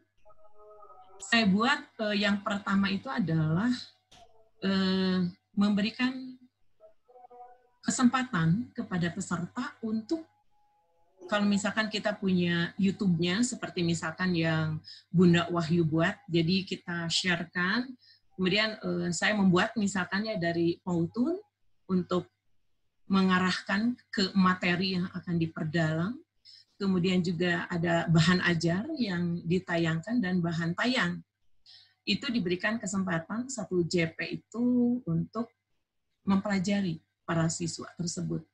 Walaupun mungkin di Jawa Barat, saya dari BPSDM Jabar ini Pak Aswad, Yap. ada juga LMS, ya. LMS itu sebagai media untuk mengupload bahan, kemudian nanti ada tugas juga dimasukkan ke sana, baik tugas kelompok maupun tugas individu. Kemudian learning journal juga itu dimasukkan ke sana. Tetapi media pembelajarannya kita masih tetap menggunakan Zoom. Kemudian nanti jam kedua ketiga kita baru Zoom meeting. Zoom meeting ini kita melakukan penjelasan apa yang diperoleh dari peserta dari mata pelajaran ini. Kemudian juga diskusi, ya, karena mereka sudah dipersiapkan harus membuat pertanyaan apa-apa yang tidak paham. Kemudian juga kita menjelaskan tugas mandiri, ya. Nah, pada saat sesi kedua mencoba untuk memberikan tugas mandiri ini sifatnya kelompok, ya. Kelompok yang nantinya kita akan lebih jauh untuk dibuatkan juga ke tugas individu, ya. Nah, tugas kelompok ini sebagai ajang diskusinya di antara mereka, dan mereka juga harus memblow up dari tugas tersebut untuk tugas individunya. Nah, kita mencoba dari kelompok ini kita dibuat, misalkan ada 30 peserta, jadi grup A-nya 10 orang, kita melakukan live chat untuk pertemuannya. Kalau misalkan tidak memungkinkan, kita Zoom Meet. Tapi dibatasi 10 orang. Kemudian nanti masuk lagi, misalkan di sesi ketiga, itu 1 JP lagi, kita ketemu lagi 10 orang untuk melakukan hal yang sama, dan nanti di grup setnya yang 10 orang lagi, sesi terakhir, ya, hampir terakhir itu, kita melakukan pertemuan yang sifatnya lebih detail gitu di tiap kelompoknya. Baru nanti di jam terakhir kita melakukan regroup, ya. Salah satunya menyimpulkan apa yang diperoleh dari setiap kelompok tersebut. Kemudian nanti kita melakukan wrap up-nya juga di situ, dan terakhir nanti memberikan tugas learning journal. Nah, ini yang akan mungkin ini dicoba, ya, di Jawa Barat seperti itu. Tetapi ini tergantung kepada Bapak dan Ibu apakah akan ditugaskan kelompok atau individu. Mungkin ini tergantung kepada komitmen dari fasilitatornya dengan peserta. Ini yang bisa saya sharingkan. Kemudian juga saya mencoba untuk, nah, ini ada dasar hukum, ya. Jadi dasar hukum yang kaitannya dengan keuangan daerah, dari mulai Undang-Undang 45, di sini ada Undang-Undang 17, ya. Kemudian juga untuk sistem perencanaan pembangunan nasional, ini semuanya menginduk kepada Undang-Undang 25. Tetapi untuk daerah itu kita mulai dari PP 58 yang sekarang sudah diganti menjadi PP 12 yang dijadikan acuan di dalam penyusunannya. Nah, kemudian Permendagri 13-nya kita masih diadop karena belum ada pengganti dari Permendagri 13. Kemudian di sini ada Permendagri 55 kaitannya dengan penatausahaan keuangan, kemudian kaitannya dengan hibah bansos, dan kaitannya dengan perencanaan kita mengikuti Permendagri 86, serta di sini ada Permendagri 70 tentang gitu, ya. Dan terakhir ini Permendagri 90, di sini kaitannya dengan klasifikasi dan kodifikasi, ya. Jadi kalau dulu-dulu yang namanya program, setiap daerah itu selalu tidak sama, tergantung dari kebutuhan daerahnya. Tapi sekarang dari Kementerian Dalam Negeri dengan keluarnya Permendagri nomor 90, kita sudah diseragamkan. Nah, ini yang menjadi pembeda untuk rujukan apakah itu APBN dan APBD. Mungkin saya ini lebih fokusnya kepada APBD, ya. Kemudian karena kita lebih kepada PKP, ya, pemimpin pengawas, ya, di sini, saya selalu memberikan tugas Anda ini apa. Karena di dalam Permendagri 13, bahwa pengawas ini tugasnya adalah sebagai PPTK, Pejabat Pelaksana Teknis Kegiatan. Jadi di sini saya menekankan tugas Anda ini adalah melaksanakan satu atau beberapa kegiatan dari suatu program sesuai dengan bidang tugasnya. Dan nanti tugasnya itu adalah bagaimana mengendalikan pelaksanaan kegiatan. Karena setiap PPTK pasti akan lebih dari satu kegiatan. Mereka harus mengendalikannya. Kemudian melaporkan perkembangan pelaksanaan kegiatan selama implementasi, kemudian juga menyiapkan dokumen anggaran atas beban pengeluaran dan pelaksanaan kegiatan. Jadi di sini juga seorang PPTK dia harus paham kegiatan itu akan dimulai kapan.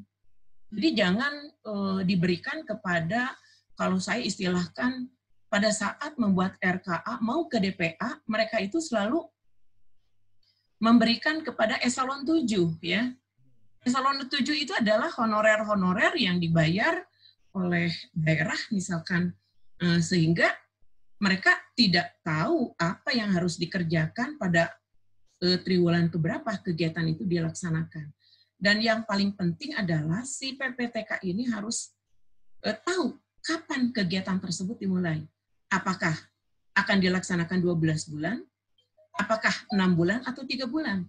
Karena setiap kegiatan itu tidak seluruhnya harus dilakukan 1 tahun.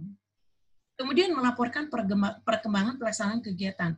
Nah, ini kaitannya juga dengan, kalau di keuangan istilahnya ada rencana,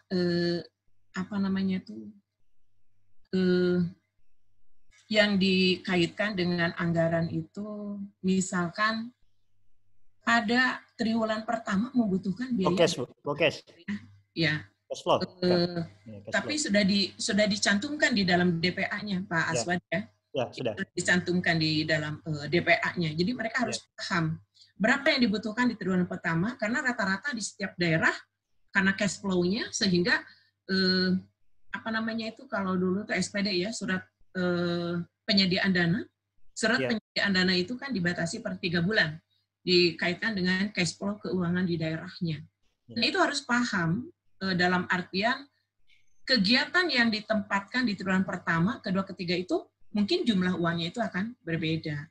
Kemudian dokumen-dokumen anggaran lainnya, karena si PPTK ini rata-rata setelah misalkan DPA disahkan, apa yang harus dia kerjakan, dia kadang-kadang blank gitu. Padahal misalkan ada barang yang harus ditenderkan, berarti kan dokumen-dokumen itu harus disiapkan. Kemudian bagaimana persiapan sebelum kegiatan, mulai dari tim yang mungkin yang harus nantinya dibentuk, kemudian juga apalagi misalkan harus bekerja sama atau koordinasi dengan internal eksternalnya. Nah, ini yang selalu menjadi PR gitu buat mereka, karena pada saat DPA jadi itu bingung gitu Pak.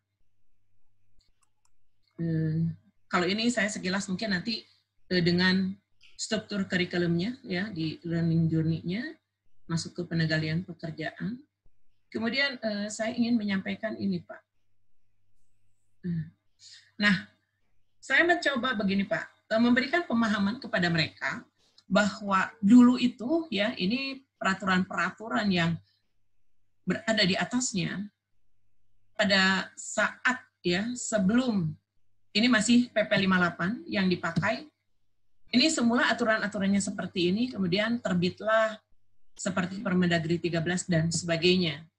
Nah, ini diakhiri harus ada Perda, ada Pergub setelah kita melakukan penetapannya. Nah, sekarang ini berubah setelah adanya PP 12. Jadi kita juga secara historis menceritakan kenapa terjadi perubahan ini sehingga munculnya pengelolaan keuangan daerah nomor 12 tahun 2019. Nah, cuman ini pengganti Permendagri 13-nya sampai saat ini belum ada. Padahal di PP 12 ini sudah diisyaratkan bahwa untuk penyusunan APBD tahun 2021 itu harus sudah menggunakan di PP 12. Nah, sampai saat ini juga kita masih menunggu dari Kementerian Dalam Negeri kapan gitu akan laksanakan penggantinya. Kemudian juga, nah ini Pak, di sini ada pokok-pokok perubahan yang tadi mungkin sudah ada juga yang menyampaikan, ada belanja langsung, tidak langsung yang mungkin dilakukan, yaitu di PP 58 tahun 2005, ya, yang turun ke Permendagri 13, tetapi untuk tahun 2021 itu sudah mengarah ke PP 12, dari 2 belanja, ya, dari 2 jenis belanja itu menjadi 4 belanja. Belanjanya apa saja? Itu yang belanja operasi, belanja modal, belanja tidak terduga, belanja transfer. Nah, ini mungkin harus diberikan pemahaman juga kepada mereka. Karena apa? Mungkin saja mereka juga akan melakukannya, ada kegiatan-kegiatan di jangka menengah dan jangka panjang yang tidak menggunakan lagi 2 jenis belanja tersebut. Itu Pak, nah ini mungkin yang kaitannya dengan penekanan-penekanan, apa yang harus dipahami oleh mereka, misalkan fungsi pendidikan 20%, fungsi kesehatan 10%, kemudian anggaran infrastruktur, ini kurang lebih sebesar 25%, kemudian juga untuk SDM di provinsi 0,34, kalau di daerah 0,16. Kemudian APIP-nya juga, ini adalah pengetahuan-pengetahuan yang harus mereka nanti pahami. Dan juga saya mencoba misalkan Pak, kaitannya dengan kenapa sih kita sinergi antara pusat dengan daerah. Jadi sekilas juga kita memberikan penjelasan kaitannya dengan dokumen-dokumen yang ada di pusat, kemudian kita padankan dengan di daerah. Nah ini juga kita jelaskan sedikit, karena ini akan berkaitan dengan nanti ini Pak, integrasi antara perencanaan dan penganggarannya. Bahwa di dalam perencanaan penganggaran itu ada kegiatan yang bukan ujug-ujug, ya. Tetapi ini adalah salah satu benang merah dari visi misinya Presiden, kemudian visi misinya Gubernur, visi misinya Kabupaten Kota. Jadi dikemas ke integrasi perencanaan penganggaran.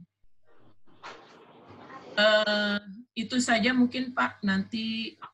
Nah ini di siklus perencanaan keuangan daerahnya, mereka juga harus paham di mana mereka berada, yaitu dari proses perencanaan, pelaksanaan, penatausahaan, pelaporan pertanggungjawaban, walaupun di dalam pelaksanaan ini dibantu oleh BP atau BPP ya, bendahara pengeluaran atau bendahara pembantu pengeluaran. Tapi prosesnya ini harus dijelaskan gitu Pak. Proses di perencanaan di KUAP-PPAS, karena pada saat saya ikut workshop untuk PKA-PKP, dimintanya yaitu proses perencanaan. Ya. Kemudian yang kedua, pengelola keuangan. Gitu, Pak. Jadi pemahaman terhadap pengelola keuangan juga, ya harus setidaknya mereka paham. Nah, ini penyusunan APBD-nya. Ini kemudian urusan-urusannya juga diberikan kepada mereka. Dan, nah ini kelembagaan pengelolaan keuangan daerahnya, Pak. Jadi, siapa sih pejabat-pejabat pengelolaan keuangan daerah itu? Sehingga dari mulai kepala daerah, kemudian PA, kemudian juga KPA, PPTK, di sini dijelaskan. Ya. Sampai nanti struktur pendapatan belanjanya, dan juga di dalam penyusunan RKA-nya. Walaupun di dalam penyusunan RKA nanti, sebetulnya secara detail mereka mungkin bisa dibantu oleh timnya. Tetapi mereka harus mampu membedakan di mana kode rekening, kemudian belanja-belanja tersebut yang saat ini antara belanja belanja kepegawaian, barang jasa, dan belanja modal, kadang-kadang mereka itu suka ketukar-tukar gitu ya. Nah ini di sini ada di cara untuk menyusun RKA-nya. Itu mungkin Pak untuk saya sharingkan. Apabila misalkan Bapak dan Ibu memerlukan bahannya juga, nanti saya share saja di sini di chat ya, untuk sama-sama diberikan pengayaan sehingga nanti kita saling menyempurnakan. Itu saja mungkin Pak Aswad. Terima kasih. Assalamualaikum warahmatullahi wabarakatuh. Assalamualaikum warahmatullahi wabarakatuh. Terima kasih Bu. Bisa ditanggapi Pak Iwan? Silakan. Jadi saya kira tadi sangat lengkap dari Bu Eli, Pak Yasir. Jadi memang saya tadi menampilkan PowerPoint yang penekanannya banyak ke skala nasional, Pak ya, kementerian, satker kementerian. Ada juga di slide lain itu yang kepada pemerintah daerah. Dan apa yang banyak tadi, saya dapatkan gambaran-gambaran dari Bu Eli yang saya kira bisa menjadi bahan pelengkap kita. Memang sekali lagi ini constraint-nya adalah waktu, Pak. Waktu ketika, karena ini interaksi virtual, jadi saya takutnya kalau kita terlalu banyak menjejali juga, akan menjadi tidak cukup waktunya, satu Pak ya, yang kedua mungkin pesertanya juga. Karena ini kan bisa jadi materi mata pelajarannya overlap ini Pak, satu dengan lainnya. Misalnya manajemen penganggaran itu Pak ya, yang penekanannya di PKA seperti ini, kalau di PKP yang mana yang harus ditekankan di situ, supaya lebih efisien atau efektif ini waktu pembelajarannya. Tapi saya kira overall ini Pak, insya Allah seperti yang kata tadi Ibu Eli, ini akan sangat bagus, membantu kita untuk melihat semua gambaran besarnya, kemudian lebih memfokuskan lagi mana materi-materi yang dalam constraint waktu 9 JP itu efektif kita sampaikan kepada peserta. Karena memang karakter dari pesertanya kita harus lihat. Yang paling repot ini Bu Eli barangkali ketika pesertanya combine nih Bu Eli.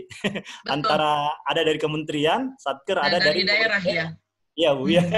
Ini kita kasih pelatur agak kerepotan juga nih. Iya. Saya kira itu tanggapan saya Bu Eli. Terima kasih banyak bahannya. Terima kasih atas pencerahan. Kembali Pak Yasir. Iya, baik. Ini luar biasa ini karena ada dua hal yang tidak bisa kita lupakan di Video Suara, karena substansinya juga harus kita pahami, dan satu lagi tentunya adalah bagaimana mendelivery pembelajaran ini.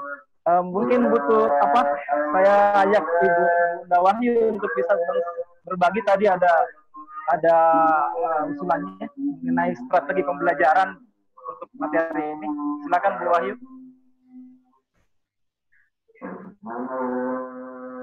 Wahyu masih monitor tadi? Halo? Oh. Halo? Ya, silakan Bunda. Silakan. Waduh, lah kok jadi Wahyu? Wahyu itu hanya penonton aja.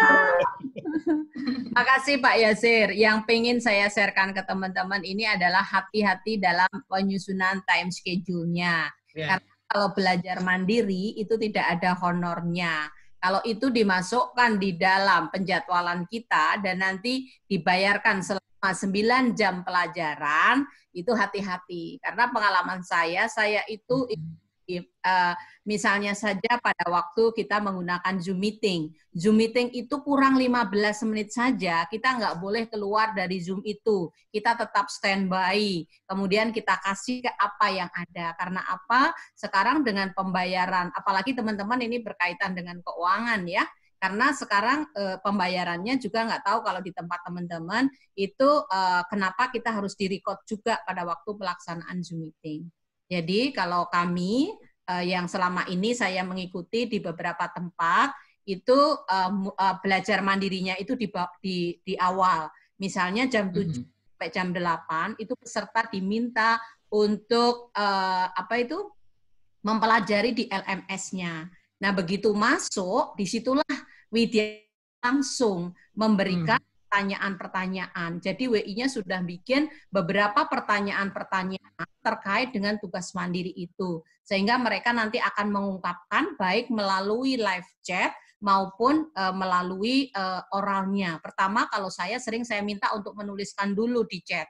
Yang bagus-bagus itu saya suruh untuk sharing. Itu akan menstimulus mereka untuk melakukan besok harinya lagi belajar mandirinya nggak malu gitu. Apalagi wow keren banget nih jawabannya, berarti sudah nonton dong YouTube saya seperti tadi pagi seperti itu. Ada satu orang yang jawabannya sangat komprehensif banget. Saya bilang, wih keren banget ini Bapak, sesuai dengan namanya.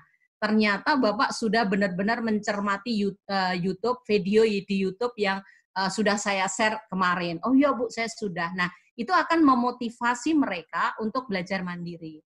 Nah, kenapa tadi saya menyarankan kalau di tengah, kami juga sudah melakukan, pernah juga di tengah. Di tengah itu belajar mandiri, harapan kami, kita kan pengen keluar dari Zoom-nya, capek juga tuh gitu kan.